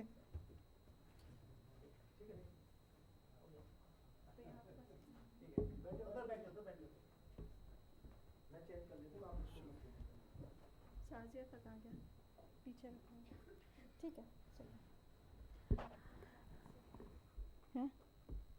तो साजिया पहले बोलेगी. वो ऐसे लग रही है डरी सी सहमी सी, बट बिल्कुल ऐसी नहीं है. The moment we had once called her to our class at IMA, and उन्होंने करीब 10 मिनट बोलना था, उसमें 15 आइडियाज़ थे. मैं ये भी करना चाहती हूँ, मैं ये भी करना चाहती हूँ. वो जैसे ही यहाँ पे उतर के ट्रेन में आया और हमसे मिले, तो उन्होंने बोला कि मुझे ना आप एक टूल किट दे दो, मैं खुद ही वेल्डिंग सीख लूँगी. वो बार बार मुझे कभी खाना बनाना, कभी बच्चे को संभालना और उसमें जाना. So she will tell you why we have so little participation from women. When we talk about innovation, the bias is like when you see our panels, you'll know, right? We don't have to be very vocal about it, but it is difficult to find women in the innovation space. Somewhere maybe we are still to devise such tools or a kind of a social mechanism to engage them, because unlike many of our like compartmentalized brain, the department of brain is compartmentalized. आज ये office का time है, ये parents का time है, ये बच्चों का टाइम है, but for women it is all intertwined. When she is handling कि किचन में कितने सीटी पड़े, she still has to take care of the aging father-in-law or mother-in-law there and see the time for the medicine. So उसमें काम करना is very very difficult. So Sajiya ने एक गैस समोवर बनाया. कश्मीर में is a tradition of having कहवा, and कहवा is made and served in a samovar. Traditionally they use charcoal there. Now because with the gas and everything coming up, LPG, the charcoal usage has maybe environmentally also it is better, so it has been reduced. So when you have a gas at home and you cannot serve a कहवा in a samovar, so Kashmir में होती है कश्मीरियत. I have learned this while working with them कि कश्मीर में खाना खिलाना भी एक कला है, वाजवान जो है. तो इसीलिए इसने अपनी ही प्रॉब्लम को सॉल्व किया. We are getting the samovar tested in IIP Dehradun. And तो साजिया आप बताएंगे कि आपको ये आइडिया आया कैसे और आपके पास इतने आइडियाज़ कैसे आते हैं. Good evening everyone. सबसे पहले मैं प्रोफेसर गुप्ता की बहुत बहुत शुक्रगुजार हूँ जिसने मुझे यहाँ आने का टाइम दिया.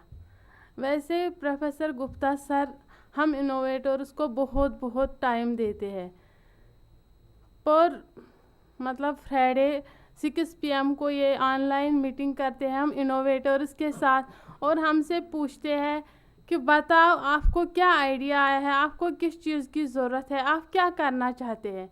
हम उसके बहुत बहुत शुक्रगुजार हैं. और मैं ये कहना चाहती हूँ कि अगर कुछ और लोग प्रोफेसर गुप्ता सर जैसे होंगे तो इनोवेटर्स और इनोवेशंस बहुत आगे तक जाएंगे.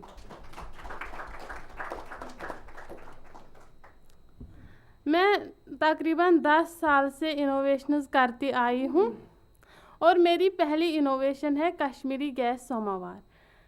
गैस समोवार एक्चुअली कश्मीर की ट्रेडिशनली केटल है जिसमें हम कहवा और नून चाय बनाते हैं. उस केटल को हम चारकोल कोयले पर इस्तेमाल करते हैं. अब वहाँ जैसे कि चारकोल नहीं मिलने की वजह से लोगों ने हमारा ये जो कल्चर है इसको पीछे छोड़ रखा था. मैंने अपना ट्रेडिशनली कल्चर सेव रखने के लिए इसको गैस से कनेक्ट किया. मैंने सोचा कि हमारा ट्रेडिशनली कल्चर हमेशा रहना चाहिए, तो मैंने उसके अंदर जहाँ पे हम उसके अंदर चारकोल डालते थे वहाँ पे मैंने एक कर्वल शेप बर्नल लगा लिया, फिट किया. उसमें मैंने मॉडिफिकेशन की और उसके साथ मैंने कनेक्ट किया. पहले मुझे उसमें बहुत दिक्कत आई. मैंने तकरीबन 16 बर्नल्स बनाए जिसमें मैं फेल हो गई. फिर जब मैंने 17वां बर्नल बनाया तो उसमें मैं पास हो गई. ऐसे लगता है कि ये तो मामूली सा चीज़ है, इसके अंदर कोई बर्नल फिट किया, लेकिन उसमें मॉडिफिकेशन है. जब मैंने वो बर्नल जब बना रही तो मुझे बहुत दिक्कत आ रही थी. कभी वो मतलब काम नहीं करता था, कभी फिट नहीं होता था. फिर बार बार दूसरा वो छोड़ के दूसरा बनाना पड़ता था. तकरीबन मैंने 6 महीने तक ये काम किया. फिर जाके मैंने 6 महीने के बाद उसमें कामयाबी ली. उसके बाद मुझे NIF ने बहुत सपोर्ट किया, जबकि तब उस टाइम ज्ञान NIF के साथ जुड़ा हुआ था. तो वहाँ मैंने पहले जब मैंने ये इनोवेशन की मुझे पता नहीं था कि कोई डिपार्टमेंट है, मतलब ज्ञान है NIF है. मैंने घर की प्रॉब्लम सॉल्व करने के लिए ये बनाया था. फिर कहीं पे मिस्टर सब्जार मेरे पापा को मिले जो कि ज्ञान सेल से है.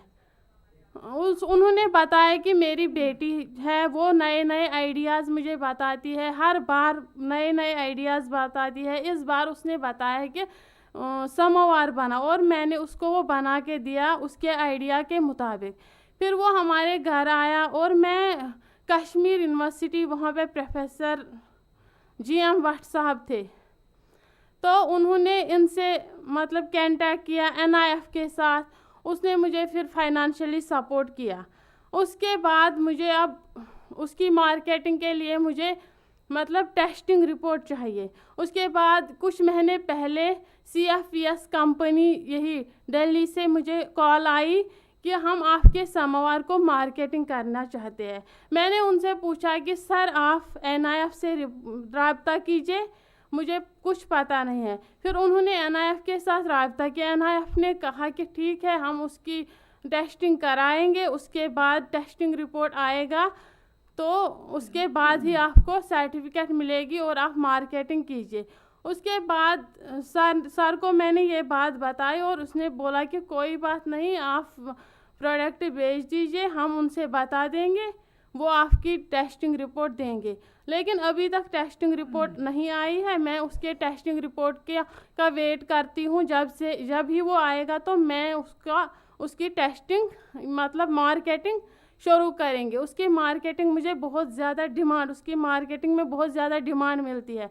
जो भी मतलब जिन प्रोटोटाइप्स के लिए मुझे NIF ने सपोर्ट किया था, वो मैंने अपने रिलेटिव्स में, अपने घर में कुछ NIF को दिए थे, कुछ कश्मीर यूनिवर्सिटी में है, तो वो भी कहते हैं कि ये बहुत ही अच्छा प्रोडक्ट है, हम इसको यूज़ करते हैं, ये बहुत अच्छे से चलता है। उसके बाद मुझे और भी बहुत सारे आइडियाज़ आते हैं। अभी भी मैं कुछ आइडियाज़ पे काम करती हूँ, करना चाहती हूँ, आगे भी बढ़ना चाहती हूँ और औरतों को भी आगे बढ़ाना चाहती हूँ। जैसे कि अगर हमारे पड़ोसियों में किसी को कुछ गेट बनाना होता है, कोई दरवाज़ा बनाना होता है, तो वो कहते हैं कि हमारी पड़ोसी है यहाँ शाजिया, उसको बुलाओ, वो इसका सॉल्यूशन बता देगी कि किस तरह से ये करना है। जब मैं जाती हूँ तो मुझे फ़ख्र होता है अपने आप पर कि मुझसे भी कोई काम कराना चाहता। कोई बोलता है कि मुझे गेट का डिज़ाइन दो, कोई कुछ और बोलता है, मतलब मुझसे सपोर्ट चाहते हैं। मैं चाहती हूँ कि मुझे सपोर्ट मिले ताकि मैं खुद भी आगे बढ़ूँ, इनोवेशंस को भी आगे बढ़ाऊँ और औरतों को भी कुछ सिखाऊँ। लास्ट में मेरी यही रिक्वेस्ट है कि हर इनोवेटर को सपोर्ट की ज़रूरत है, सपोर्ट चाहिए, खासकर वुमेन्स को। Thank you.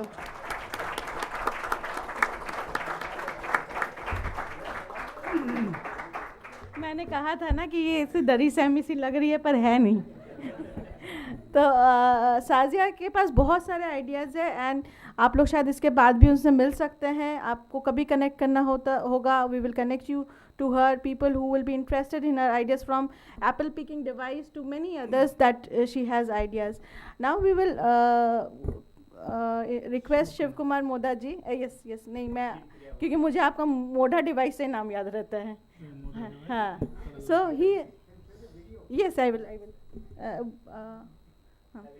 So he has made a loom, a jacquard loom, so that can be retrofitted to the existing looms.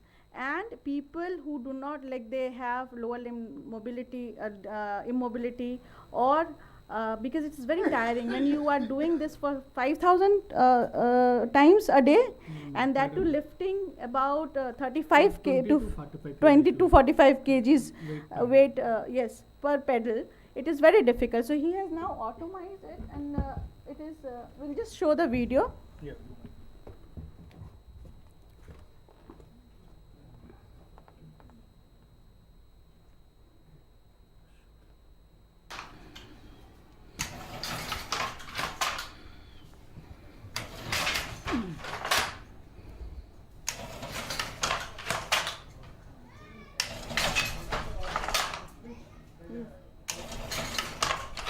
It is there in the exhibition also.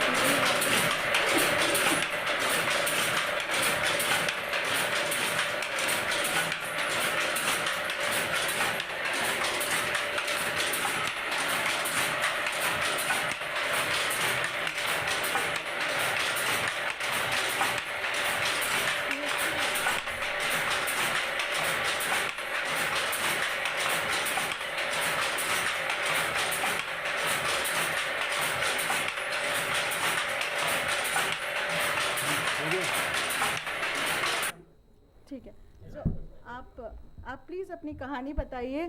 And the most interesting part, जैसे Vipin sir ने अभी ethics की बात की, so he takes a very little profit on it. We said कि आप ऐसे कैसे sustain करोगे? फिर then he said, then what will happen to the weavers, because they cannot then afford it. And he did not license it because the company wanted to sell it at a bigger price. So hats off to him, and he will tell his story why the pain of weavers pain him so much. Please. Yeah. Good evening to all. Yeah, good evening to all. My name is Kumar from Hyderabad. Actually, I am innovator for handloom sector. I am doing the R&D since 2004 to till now only for handloom sector. I invented two machines. One is the Moda device and one is the Moda pedal operating machine. Let us discuss about the Moda pedal operating machine. In present situation, handloom weaver can lift the weight around 20 to 45 kgs weight every day, 4,000 to 6,000 times continuously. It is the continuous routine process. After 5 to 6 years, they can start the knee pain, leg, foot pain and back pain. Definitely. When you get the age of 45 years, you can't view the loom. Definitely, you can't view the loom. So across India, as a government survey, 2019-20 survey, total 28.2 lakhs handlooms are there in across India. In this, 71.6% are, 19 lakhs are women weavers. 7 lakhs are men weavers. Total above 45 years age, men and women are presently working the weaving around 10 lakhs above members. So they are all facing the knee pain problem. Even I am also weaving the handloom. Now I am getting the facing the knee pain. So one of the handloom weaver in Pochampalli, Telangana, the weaver, he lost the 2 legs in train accident in 2019. He now only weaving skills. So he had 2 daughters, wife and mother. We only depending upon weaving process. I seen the video on YouTube. He's weaving artificial legs. So he can't weaving. He stopped the loom before 2 years. Now I designed one small machine in the starting of the year, and just to replace the weaving loom within 15-20 minutes.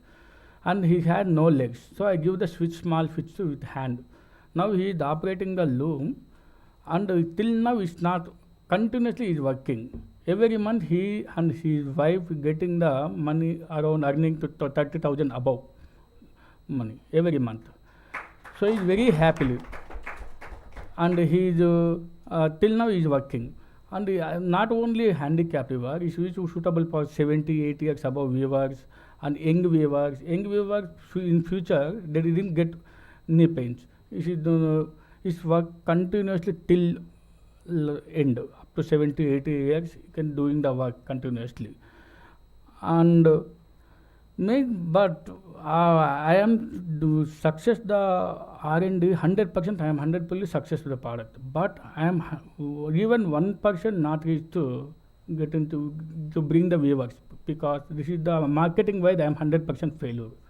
Because main problem is the machine cost, the weaver monthly earning average is the 10 to 15,000. That is the average money. The machine cost is around 12 to 27,000 depending upon the looms model. So weaver cannot buy at a time payment.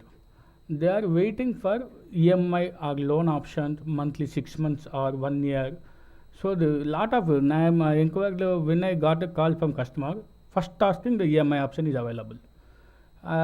So I am requesting you officials, I know that no loan without any bank or any organization can provide the weavers to installment wide.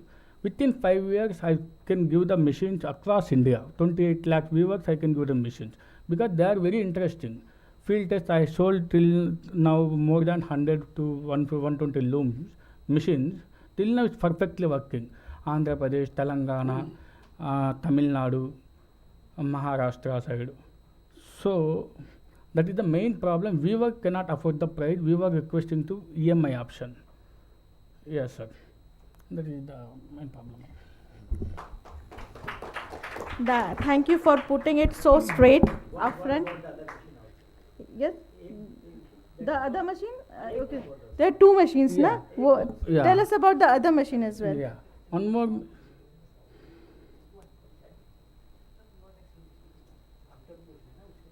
हाँ. बोलिए Yeah, बोलिए. one more machine is the Moda machine. This Yes. is also handloom related product. This is the first product I told you. This is this product is reduce the weaver knee pain and physical stress. Second product is, which I am telling, Moda device, that is completely reduce the investment of the weaver. Starting investment, because presently in across India, 2000 I think 220 years back, one of the England scientists, Joseph Jacquard, invented traditional jacquard, punch card based jacquard. Till now, same jacquard working across India for handlooms. But this is a very huge. If you go with small design on saree, first the design file converted to punch cards. That is lot of punch card. If you for 5-6 inches design, that punch cards required around 500 to 600 punch card. Each punch card present in market 8 rupees around approximately. So if you go with huge size of design, the punch card cost is also high. And design time, making time, punch card time making also is too much time. And main disadvantage is once the design is failure in the market, the design file, the whole punch cards will not reuse. That is a major problem. Now I am designing, I am doing the R&D 2004 to I am done completed in 2018. Now I developed a small machine. This is the attachment to existing jacquard. Any design file, any number, that size is no limit. Just give the design file through pen drive to this machine. Just viewer can view, the design will come to on the cloth, sir. So he has completely automized the jacquard loom. Yeah. Previously, you will have to punch all the cards depending upon the design. And he said that once the design changes, because it's a fashion industry, everything, the designs will change. So all the cards had to be repunched. And those cards were not used also. Na? So they had to use a new set of cards. And with this, you can just put it on a pen drive, feed it into the machine, and the design is ready to go. Yes, sir. Yes. And one more thing is, denied to them all these years. And he got a small laptop machine which takes care of entire punch cards. And all those pulling and everything is done. And the colors, there are lights in front of the needle. Red color, red light comes as per the thing, and you push the red color on the left. So all in front of me. And Technology absorption required. And he got the HBN Kriya for this award. HBN award for this machine. yeah, madam. Yes, so it's an international competition, and those interested or those who know such people, make them apply to it. So last year we had 2,500 entries from 85 countries, and 10 of them made it to the final list. We had a very renowned international jury, and his machine was one of the winners. Dr. Rajiv Kumar, the then Deputy Chairman of Niti Aayog, had given the prize. So we will now move to Mushtaq Ahmed Dar. He is a serial innovator. He has been innovating since at least when I had joined, so now 14-15 years ago I had seen him. So with his recent innovation, he has taken it to every household. So he will tell, huh? Yes. Yes, sir. Once we are done, because we are already running late a bit, so once we are done through the innovators, we will open it for a few questions. Yes. तो मुश्ताक जी आप बताएं अपने cylinder carrier से backwards जाए cylinder carrier because it has now become a household name at least in Kashmir and many others. अब तो CSIR के students भी आपके पास इतने सारे आ गए हैं जो आपके साथ वो ख़रीदना चाहते हैं. तो आप बताएं कि आपने इसके बारे में कैसे सोचा और कैसे इसको आगे ले गया. गुड इवनिंग, मेरा नाम मुश्ताक अहमद डार, मैं अनंतनाग से हूँ. मैंने 6 इनोवेशंस अभी बनाई. इसमें से walnut cracking machine, walnut peeling machine, maize corn threshing, जो mini maize corn threshing, walnut kernel grading machine. तो इसके अलावा भी मैंने 3-4 मशीनें बनाई. अभी जो मैंने ये मशीनें बनाई, इनमें से 3 में मार्केट में आई. तो पहली जो मुझे मशीन मार्केट में वो वालनट पीलिंग है. कश्मीर में सबसे बड़ा बिज़नेस जो है वो वालनट का और एप्पल का. तो वालनट जो वालनट ग्रोअर्स है उनके पास कोई मशीन नहीं थी पहले। तो एक मशीन तुर्की से आई तो वो फेल हो गई क्योंकि उसको वाटर चाहिए, जो यहाँ हमारी जो वहाँ स्ट्रीम्स हैं, वाटर स्ट्रीम्स या वाटर बॉडीज़ वो ख़राब हो गए, उससे जो हमारी मछली उस मशीन से वो मतलब डेड हो गई। तो अभी मतलब वो मशीन जो है वो अभी मतलब काम नहीं कर रही है कश्मीर में।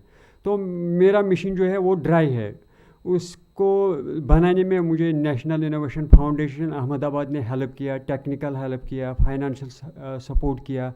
तो जब मैंने पहला प्रोडक्ट बनाया, NIF ने मुझे 20,000 रुपया दिया कि बोला कि आप इसको ट्रायल पे ले जाओ।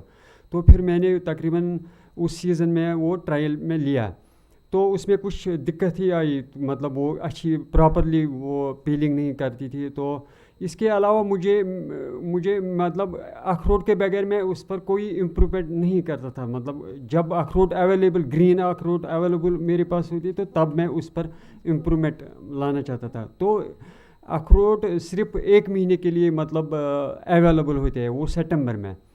तो इसमें तकरीबन 5-6 साल लगे मार्केट में। तो पिछले 2 साल से मैंने तकरीबन 165 मशीनें मतलब मार्केट में अभी लॉन्च की। तो इस साल मुझे तकरीबन 200 मशीनों का ऑर्डर आया। तो इसमें 125 की मशीन मैंने भेजी क्योंकि मेरे पास उतना मतलब स्ट्रेंथ नहीं थी कि मेरे पास वो टेक्निकल पर्सन नहीं थे। तो इसलिए मैंने मतलब 125 तक भेजे इस साल।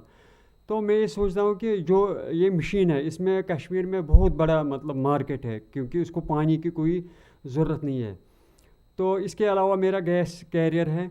गैस कैरियर मैंने मतलब जो हमारे कश्मीर में जो विंटर जब शुरू होता है तो बर्फ़बारी में गैस सिलेंडर कैरी करना बहुत मुश्किल होता है। तो मैंने सोचा कि एक तरफ हमारा एक ट्रेडिशनल मतलब उसको बोलते हैं हम फेरन, हम उसके अंदर कांगड़ी मतलब लेते हैं जब ज़्यादा सर्दी होती है -4 या -5 में। तो गैस सिलेंडर जब हम लाते तो हमको काफ़ी मुश्किल होता है। तो इसमें क्या है, हम फेरन के अंदर कांगड़ी भी ले सकते हैं, तो गैस सिलेंडर पर गैस भी हम ला सकते हैं मतलब किसी एजेंसी से। तो ये भी पिछले 2 साल से 700 यूनिट इस मार्केट में मैंने लॉन्च किए। तो इसके अलावा वालनट क्रैकिंग मशीन, ये भी मैनुअली अभी वालनट क्रैकिंग होती है कश्मीर में, कोई मशीन नहीं है। इसमें क्या है, हम काफ़ी मतलब वैराइटीज़ होती है, इसमें सेम वैराइटीज़ नहीं है, इसमें बहुत से वैराइटीज़ है। उसको ग्रेडिंग की ज़रूरत है क्योंकि वहाँ ग्रेडिंग नहीं करते हैं, वहाँ डायरेक्टली मतलब मैनुअली तोड़ते हैं। जो मैंने मशीन बनाई उसमें 1-2 चैलेंजेस आई, उसको ग्रेडिंग की ज़रूरत है। तो अगर हम एक मतलब ग्रेडिंग के लिए सेट करेंगे तो वो वही ग्रेडिंग मतलब तोड़ेंगे। अगर छोटा होगा वो विदाउट मतलब क्रैकिंग फ्री होता है इसमें। तो अगर बड़ा होगा तो वो इसमें मतलब डैमेज होता है। पहले हम बड़े साइज़ के लिए ग्रेडिंग करते हैं, तो जब वो मिडल साइज़ के वो जब मतलब क्रैकिंग के बगैर जब वो मतलब नीचे गिरते हैं आउटलेट से, तो फिर उसके लिए हम ग्रेडिंग सेट करते हैं, तो फिर वो तोड़ते हैं। इसमें क्या है, तो अब उसको इम्प्रूव किया, जो नेशनल इनोवेशन फाउंडेशन ने ये प्रोजेक्ट बेंगलुरु को एक कंपनी को दिया, उसने इम्प्रूव किया, उसमें उसने ऑटोमेटिक ग्रेडिंग रखा। तो अभी मैंने वो त्राल के इलाके में ट्रायल के लिए दिया, तो वहाँ तो एक अच्छा मतलब फीडबैक आया कि ये एक मतलब सक्सेसफुल है। तो ये मशीन मैंने मार्केट में मतलब अभी लॉन्च हो जाएगी नेक्स्ट ईयर इंशाल्लाह। तो इसके अलावा पोल क्लाइंबर जो है वो एक छोटा सा डिवाइस है। मुझे ये इस तरह आइडिया है कि हम कश्मीर हर जगह पर सारी कंट्री में, जो हमारी कंट्री है, सब मतलब एक लेडर होती है पोल पे चढ़ने के लिए। तो वहाँ क्या होता है, सर्दी में लेडर उठाना बहुत मुश्किल होता है। मैंने ये सोचा कि अगर माइन के पास मतलब लेडर होगी तो वो विंटर में उठाना बहुत मुश्किल है, जब 2-3 फीट मतलब वो बर्फ़ होता। मैंने सोचा कि एक छोटा सा ऐसा डिवाइस बनाएंगे जो किसी भी हाइट पर चढ़ सकते हैं। अभी ये भी मतलब एक कंपनी नहीं है, इंडियन इनोवेटिक्स, तो वो भी उसका मार्केटिंग है। अभी रिसेंटली जो हमारा प्रोग्राम था संतूर में, मतलब वहाँ विपिन कुमार सर था हमारा डायरेक्टर साहब, उसने निजी एक टीवी चैनल है, उसने उस पर एक इंटरव्यू दिया, उसने थोड़ा मेंशन किया वालनट पीलिंग या बाकी। तो तब से मुझे ऑफ सीज़न में 4 ऑर्डर आ गए। आज भी एक फ़ोन नहीं किया कि आपको मशीन देना है वालनट पीलिंग का। तो मैं ये सोचता हूँ कि जो वालनट पीलिंग मशीन है ये बहुत बड़ी अचीवमेंट है, क्योंकि हमारे वहाँ वालनट बिज़नेस छोड़ने वाले थे लोग। वालनट पीलिंग एक बहुत बड़ी, मतलब ये एक चैलेंज, मतलब चैलेंज है हमारे लिए। और काफ़ी हाथ भी खराब हो जाता है, हाथ भी खराब होते हैं, हाथ जलते हैं, जो स्किन होता है वो भी ख़राब होता है पीलिंग करने से। तो कोई भी मशीन नहीं है वहाँ। एग्रीकल्चर जो कश्मीर यूनिवर्सिटी है अभी उसने भी कोई मशीन इसके लिए नहीं बनाए। तो जो मेरी मशीन है, जो अभी मैंने ये मशीनें भेजी तो बहुत अच्छा रिस्पॉन्ड आया। तो मैं बहुत शुक्रगुजार हूँ NIF ज्ञान और डॉक्टर GM भट्ट साहब का, जिन लोगों ने मुझे अभी तक इसके बारे में हेल्प किया। और मुझे यकीन है कि मैं ये सारे कश्मीर में ये लॉन्च करूँगा इंशाल्लाह। ये वालनट, ये सब लोगों को ज़रूरत है। कम से कम जो एग्रीकल्चर यूनिवर्सिटी उनके मुताबिक कम से कम 5 लाख लोग मतलब एंगेज है वालनट ट्रेड के साथ। तो इंशाल्लाह ये बहुत बड़े मार्केट है इस कश्मीर में इसका। तो ये भी मतलब सक्सेसफुल हो गया पूरी तरह। अभी खुशी इसके की अलावा बात मुझे ये है अवार्ड कि कश्मीर भी नहीं, अभी आपको नॉर्थ ईस्ट भी जाना है और जगह जाना है, क्योंकि हम लोग कुछ वॉलनट के ट्रायल्स ले रहे हैं वहाँ पे। NIF के ज़रिए से मुझे नेपाल से 5-6 साल पहले ऑर्डर आया मशीन का। जब मैंने भेजा उस आदमी ने मुझे बोला कि हम आपको और मशीनें खरीदे। तो फिर जब उसने वो यूज़ किया, उसने फ़ोन किया ये बहुत अच्छी मशीन, उसके बाद उसका स्विच ऑफ है। तो उसने काफ़ी, मुझे लगता है कि उसने काफ़ी किया था। और आएंगे। ठीक है, तो इसके साथ अभी हम लोग बहुत बड़ा अरे बिल्कुल मैंने कहा ना, अभी हम लोग नॉर्थ ईस्ट में भी इंट्रोड्यूस कर रहे हैं। उसके बाद जब फल आएंगे आपके मशीन लेंगे, है ना।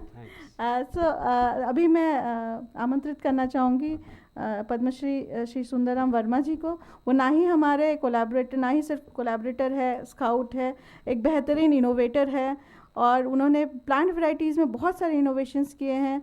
तो वो अभी अब बताएंगे अपने इनोवेशंस और अपने एक्सपेरिमेंट्स के बारे में। धन्यवाद। सबसे बड़ी खुशी तो ये है कि IIC जैसी बहुत बड़ी इंस्टीट्यूट इस इनोवेटर्स के कार्यक्रम से जुड़ी है और ये शायद बहुत लंबी दूरी तक इसके जो मैसेज है वो जाएगा।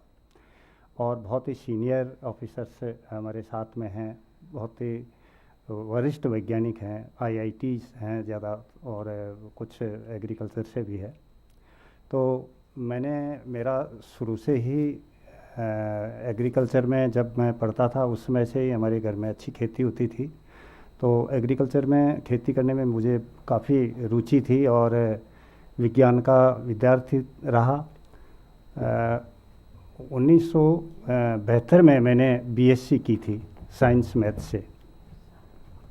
किसी कारण एग्रीकल्चर में नहीं जा सका, लेकिन उसके बाद में मैंने खेती शुरू की और हरित क्रांति का दौर था, नई नई चीज़ें पढ़ने को मिलती थी और खेती पैतृक धंधा था, विज्ञान का विद्यार्थी था, टेक्निक समझने में कोई गलती नहीं होती थी। तो मैंने जो भी समस्याएं आती थी वो वैज्ञानिकों के सामने उठाता और मैं भी रिसर्च सेंटर पर कभी कार्यक्रम में जाता तो थोड़ा वैज्ञानिकों के तौर तरीके समझ में आए और मेरी रुचि देखकर मेरे खेत में कई तरह के एक्सपेरिमेंट होने लगे, कई वैरायटियों के एक्सपेरिमेंट होने लगे। 2 साइंटिस्टों ने मेरे खेत में एक्सपेरिमेंट करके उन्होंने अपनी PhD की पूरी की और मुझे जो साइंटिफिक रिसर्च क्या होती है ये थोड़ा समझ में आने लगा। और मैंने खुद ने कुछ मिर्च की वैरायटी और धनिया की वैरायटी 2 तैयार की। जो मिर्च की वैरायटी जब टेस्ट करवाया स्पाइसेस बोर्ड की लेबोरेटरी में तो वो हाईएस्ट कलर वैल्यू थी पूरे इंडिया में। केवल उसके समकक्ष 2 थी, ब्याडगी एंड टोमेटो चिल्ली जो कर्नाटक में होती है। तो उसके बाद में क्या हुआ कि एक हनीबी नेटवर्क का कार्यक्रम हुआ जयपुर में और उसमें प्रोफेसर गुप्ता साहब आए और उन्होंने कुछ फार्मर्स को और एजुकेशन डिपार्टमेंट और टेक्निकल डिपार्टमेंट से लोगों को आमंत्रित किया था। तो मैं भी गया था वहाँ। इस बीच में क्या हुआ कि मैं एक राज्य स्तर पर एक अच्छा किसान, युवा किसान के रूप में चयनित हुआ और मुझे national young farmer training course के लिए यहाँ दिल्ली पूसा में आया। तो यहाँ ड्राईलैंड फार्मिंग की टेक्निक देखी। उसमें क्या होता है कि बरसात का जो पानी है उस नमी को संचित करके और फार्मिंग की जाती है, पानी नहीं दिया जाता। तो राजस्थान में तो जो बरसात की फसल होती है उसके लिए ही कम पड़ता है पानी, तो ड्राई फार्मिंग संभव नहीं थी। तो मैंने सोचा कि इस टेक्निक को पेड़ों पे अप्लाई करें। तो वहाँ फिर मैंने अप्लाई किया पेड़ों पे, तो वो टेक्निक सक्सेस हो गई। फिर मैंने 10 साल तक कई तरह के पेड़ों पे, कई तरह की ज़मीन पे, कई तरह से एक्सपेरिमेंट किए और ये पाया कि 1 लीटर पानी में, उसके पूरे जीवन काल में 1 लीटर पानी देकर हम ड्राईलैंड एग्रो फॉरेस्ट्री सिस्टम से एक पौधे को पनपा सकते हैं और 80 से 90% वो सर्वाइवल रेट होती है। आप कहीं भी इस देश में कहीं भी चले जाइए, जो भी डिपार्टमेंट के द्वारा जो पौधे लगे गए हैं वो कांटेदार पौधे हैं।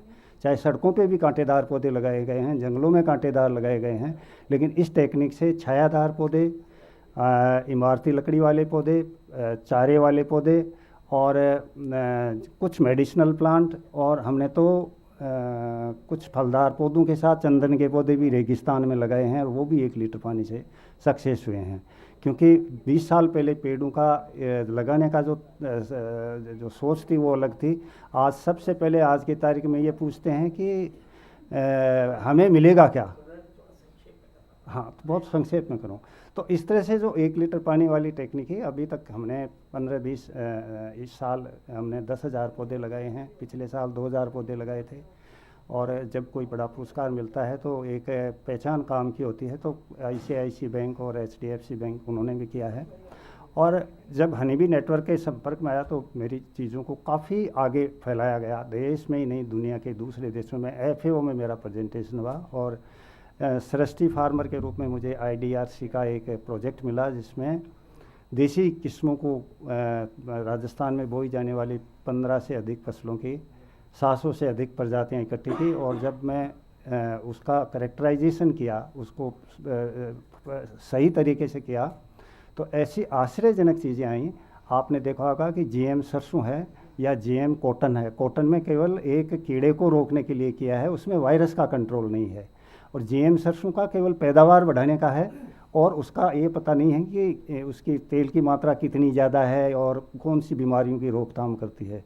इस जो बायोडाइवर्सिटी में जो मिला वो ऐसी चीज़ें मिली कि जैसे चने में ऐसी एक वैरायटी मिली जो काबली चने की, जो अपने देश में जितने भी प्रचलित किस्म है उनमें सबसे मोटा दाना था।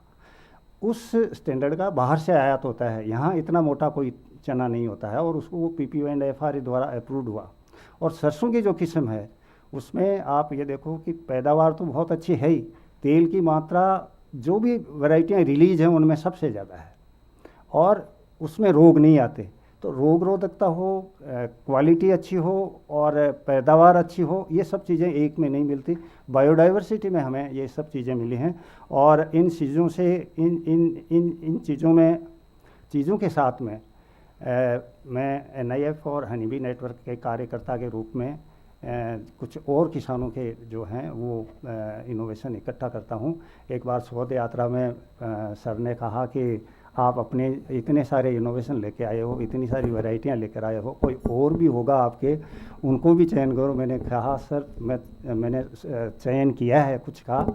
और तो इन्होंने पूछा वो कैसे हैं, मैंने कहा मेरे से भी अच्छे हैं वो, और जब आएंगे तो उनमें आपको मैं बताऊँ। अब तक NIF के पास 15,000 से अधिक जानकारियाँ जा चुकी हैं, उसमें 14 लोग नेशनल राष्ट्रपति जी से अवार्ड ले हैं और 45 लोग बाकी दूसरे छोटे अवार्ड्स हैं। ये इतने NIF के मतलब अवार्ड्स हैं।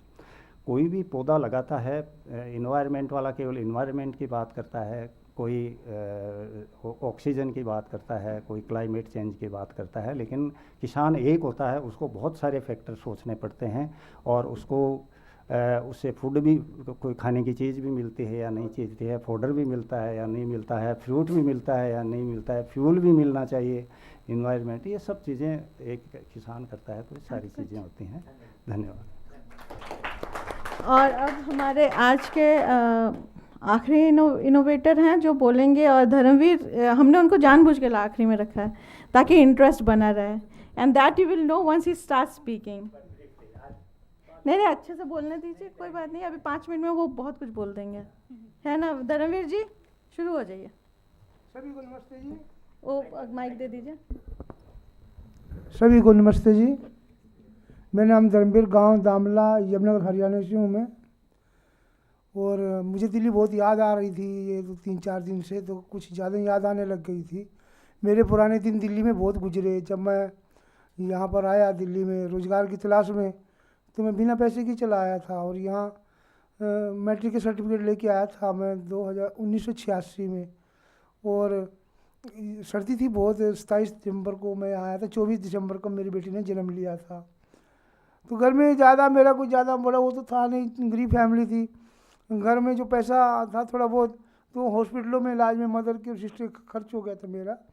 अब मुझे लोगों की देनदारी करनी थी, तो और बेटी ने भी जन्म लिया हॉस्पिटल में, तो ऐसा मेरे पास कुछ जुगाड़ नहीं था। और फसल तो आपको पता ही है सभी को, गन्ने की फसल तो साल में 1 बार आती है, फिर क्या करें फिर उसके बाद में हम लोग। तो अब ये सोचे चलो मैं कुछ अपना दिल्ली जाके व्यापार ही करूँ, कुछ नौकरी मिलेगी मैट्रिक के बेस पे। नहीं, ऐसा कुछ भी नहीं हुआ। यहाँ सर्दी में ठंड में फंस गया मैं, मेरे पास पैसे भी नहीं थे। मैंने एक रिक्शा किराए पर ली यहाँ पर, सब मैट्रिक के सर्टिफिकेट के बेस पे पैडल रिक्शा।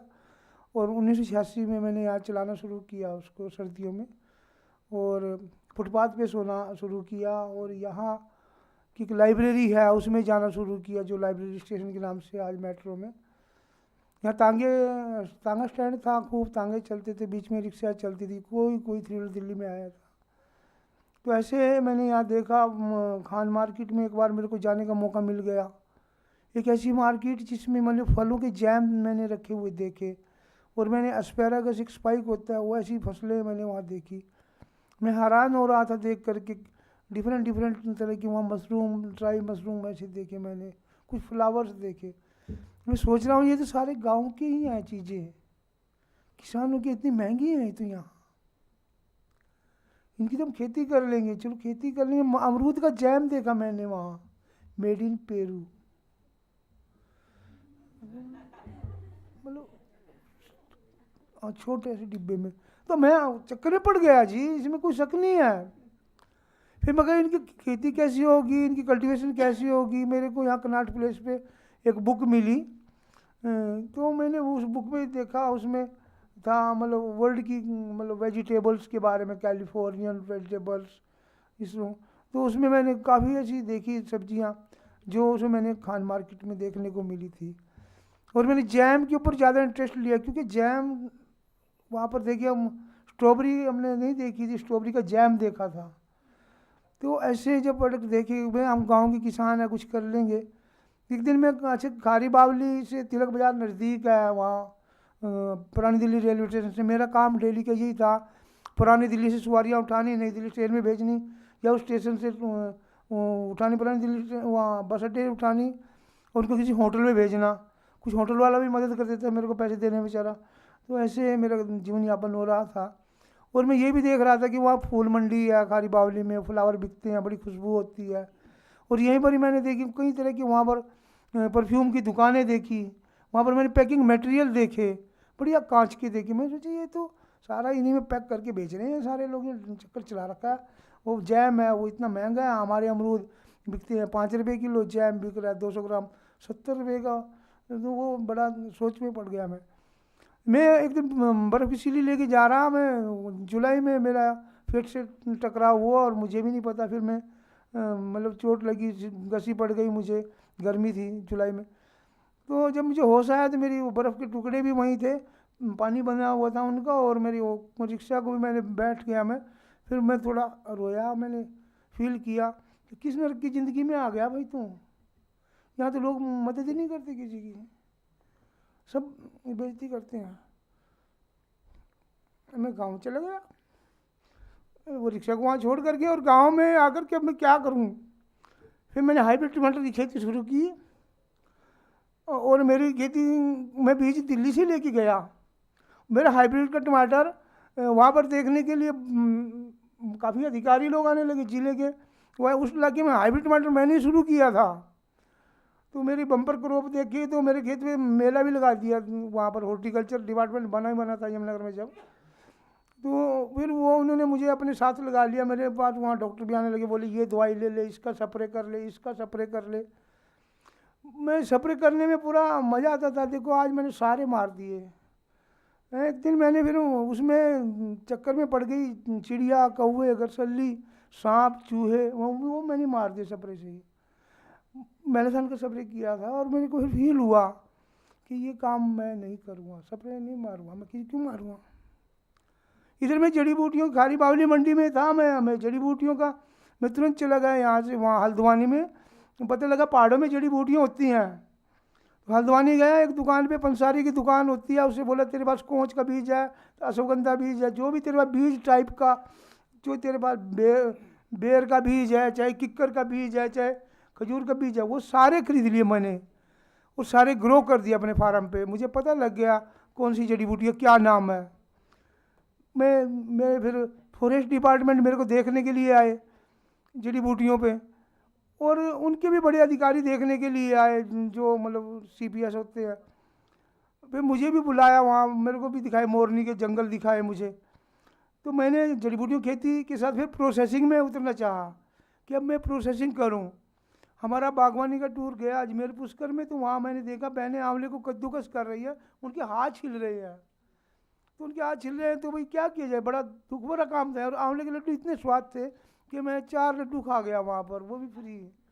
तो मुझे ही पता जो मेरा लूज मोशन में हाल हुआ होगा क्योंकि आंवला पेट को साफ करता है। ये पहले कभी सोचा नहीं था बात का, बीन में जड़ी बूटी में गुण होते हैं। अब ये जड़ी बूटियों का फिर मैं सोचा चलो भी ये काम करूँगा। मैंने घर आया और यहाँ पर आकर के मैं बागवानी अधिकारी से भी कहा भाई आप मेरी मदद करो।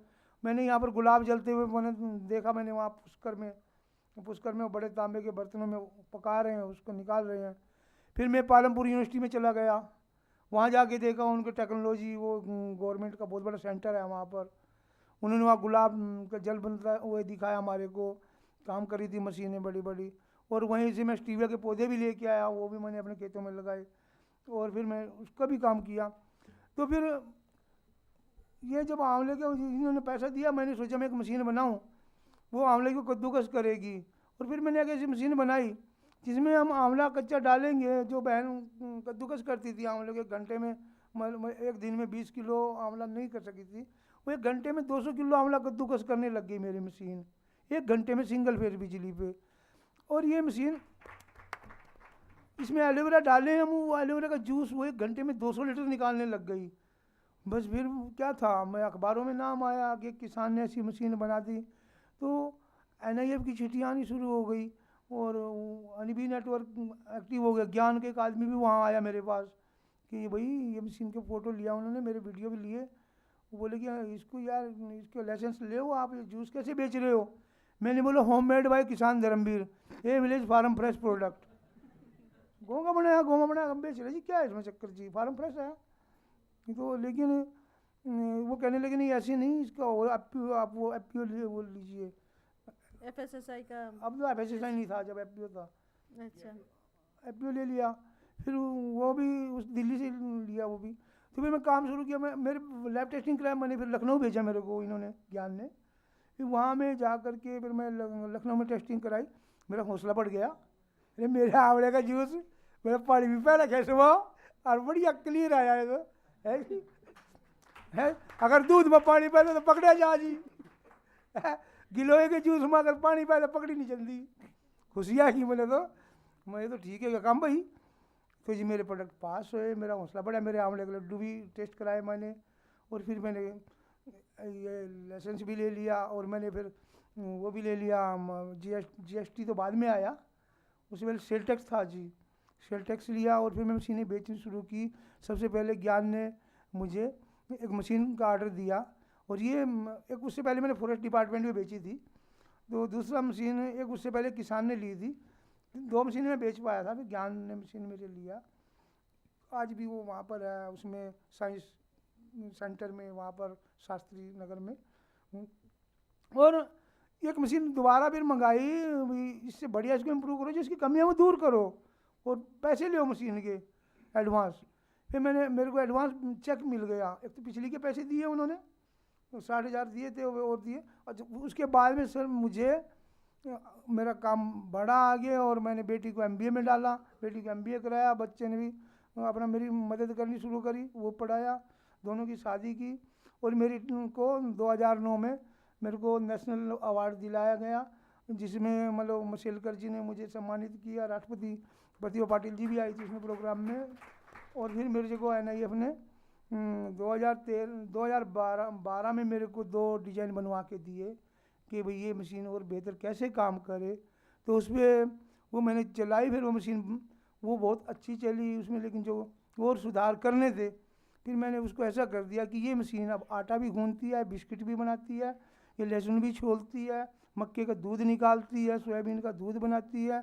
ये मशीन मतलब इसके जो अर्क निकालती है, सभी फूलों के एसेंशियल ऑयल भी निकालती है, सभी एसेंशियल ऑयल निकालती है। और ये टी वाटर इसका बनाया हुआ हमने, टी कॉफ़ी जो टी वाटर हमने कलाम साहब को भी दिखाया कि अनार के जूस में टी वाटर डालो, पी जाओ, और जो ना आपको अनार का जूस भी मिल गया, टी भी मिल गई। तो ऐसे मतलब हमने काफ़ी, वो मैं मणिपुर में भी इसको मशीन को दिखाया गया, काफ़ी जगह देश में। कौन से देश में गया? देखो मेरे को NIF और ज्ञान और सृष्टि और USAID का सहयोग मिला। मैं कीनिया में गया, वहाँ पर हमने हज़ारों लोगों को एकदम इकट्ठे करके ट्रेनिंगें दी, और वहाँ से अब रिजल्ट भी आने शुरू हुए। वहाँ पर 20 मशीनें लगी मेरी, और वहाँ की झुग्गी झोपड़ी वाले भी अब अच्छे पैसे कमा रहे हैं। और वहाँ जूजा यूनिवर्सिटी में से ये बात चली, और जूजा से फिर तंजानिया, युगांडा, सभी जगह बात फैल गई। जैसे वहाँ की लहरें फैलती हैं ना पानी में, तो मेरी मशीन ऐसे सारे में फैल गई कंट्रियों में। मुझे वहाँ से आर्डर आते हैं जी। जिम्बाब्वे का राष्ट्रपति भी यहाँ से इंदिरा गांधी ऑडिटोरियम से एक मशीन खुद स्वयं लेके बोलो इसको आप भी मुझे दो, क्योंकि वहाँ डेंगू मलेरिया काफ़ी होता है, मच्छर, तो इसमें तुलसी का तेल भी निकलता है, एक्सट्रैक्ट भी निकलता है, एलोवेरा वहाँ वैसे ही काफ़ी है। तो इस तरह इसमें काम हुआ। पैडमैन फिल्म में भी मेरे को फिर बुलाया अक्षय कुमार ने, उनकी मूवी में। सर NIF ने मेरे को वहाँ भेजा, और फिर मुझे वहाँ उनके साथ डांस करने का मौका मिला अक्षय कुमार जी के साथ में। और राष्ट्रपति भवन में मुझे 2013 में फर्स्ट नेशनल अवार्ड मिला, जिसमें 5 लाख की पुरस्कार राशि मिली। और मेरे को भी न्यूज़ पे और दूसरे बड़े चैनल्स पे, आज भी द हिंदू में, ऐसे बड़े पत्रिकाओं में मैं फेमस हो गया। और फिर तो काफ़ी बढ़ गया, नाम भी मिला, इज्जत भी मिली जी, और पैसे भी मिले, और मुझे 20 दिन प्रेसिडेंट का गेस्ट बनाया गया जी, 20 डेज जी। आप में से अगर कोई ऑफिसर प्रेसिडेंट का गेस्ट बना हो तो ज़रूर हाथ खड़ा करे जी। मेरे देश ने एक ग्रामीण किसान को एक इनोवेशन के बलबूते पर मुझे 20 दिन का मेहमान रखा। राष्ट्रपति जी ने मेरे साथ चाय पी, मेरे से पूछा कैसा लगा। मुझे देखो फील तो होता है ना जी, उनको भी बताना चाहिए मुझे ऐसा लगा। और वो तो चाह रहे थे कि हम तो और ज़्यादा क्या कर सकते हैं, इससे ज़्यादा क्या कर सकते हैं भाई, कर भी क्या सकते हैं, एक देश का राष्ट्रपति बिजी लग रहा, कोई दुनिया में किसी ने किसी को रखा ही नहीं जी। तो इस मशीन में और सुधार हुए, ब्लैक गार्लिक बननी शुरू हुई। और मेरे को 87 कंट्री में भी मुझे मेरी मशीन को 3रा अवार्ड मिला। मुझे ये भी खुशी है। आपको मिला था। इन्होंने 2 और मशीनें बनाई थी, वो बनाते रहते, उनको जो प्रॉब्लम दिखता है ही मेक्स अ मशीन। कुकड़ियों के कच्चे दाने निकालने, 3 सेकंड में दाने निकाल देने, जिसको हम लोग आज स्वीट कॉर्न के नाम पे खाते हैं। तो ऐसे मक्के का दूध भी बनाते हैं, लोगों को बहुत ट्रेनिंग देते हैं जी। शोध यात्रा में भी जाता हूँ, और मैं ज़्यादा समय नहीं लूँगा। मेरे गाँव के पट पे किसान धर्मवीर सन ऑफ रामस्वरूप लिखा हुआ है स्वर्ण अक्षरों में जी, ये पंचायत में लिखा है, मैंने भी लिखा है जी। मेरी वजह से 3 बच्चों को doctor APJ Abdul Kalam award मिला, और मैं कई हज़ार बच्चों से मिलता रहता हूँ, और मैं रेसिपी कंपटीशन भी कराता हूँ जी। और मैं चाहता हूँ, प्लीज़ आप लोग बैठे हैं, देखिए इसको बहुत ज़्यादा बढ़ाने की ज़रूरत है, क्योंकि एक मशीन से एक बहन 2.5 लाख रुपए महीना कमा रही है। और कोई ऐसे लोग हैं जो 20-20 लाख रुपए महीने का कारोबार कर रहे हैं, मतलब 2 करोड़ 2.5 करोड़ का साल का। आप मैं बता रहा हूँ, और मेरी तो ज़िंदगी बदली जी। मेरे गांव में मतलब हमने वर्कशॉप बना ली, बढ़िया, और एक वो ट्रेनिंग सेंटर भी बना लिया कि आओ ट्रेनिंग ले उसमें आकर के, और 1000 से ज़्यादा मैं मशीनें दे चुका हूँ, और देश में हर पंचायत में देने की मेरी इच्छा है, और 100 कंट्री में मैं 15-12 कंट्री में मैं दे चुका हूँ मशीनें, और मैं 100 कंट्री का मेरा प्लान भी है जी, और मैं बढ़िया स्टील लगा रहा हूँ जी। अब मैं और क्या कहूँ, आपके बीच में इस महान जगह पे मुझे आने का मौका मिला, समझो मेरे देश का एक इनोवेटर किसान को यहाँ बोलने का मौका मिला जी। धन्यवाद। So I think if like we can wind it up, sir, because it's already late. Thank you all for being here with us. Yes, yes, yes, yes. Please, please. Thank you. Go ahead. I would like to acknowledge Veerji because I am from Being India. We work with rural communities only, sir. Namaste. और बहुत सारे innovations हमने add करे हैं अपनी communities के साथ 13 states में 253 villages में। धर्मवीर जी ने आके हमारे यहाँ पे एग्जीबिशन में बहुत अच्छी कंट्रीब्यूशन करी थी और बहुत नॉलेज हमें भी दी। And all this training he does for free. The best part. Machine के साथ धर्मवीर जी का ट्रेनिंग फ्री। हाँ, मैं देखिए देश के दुर्गम इलाकों में एनआई मुझे भेजता है जी। ठीक है, तो अभी इसी के साथ we will just close this, sir. And tomorrow again we hope to see you, some of you in the exhibition and in the gallery. Please find some time, see them, give us your feedback. Thank you. Thank you.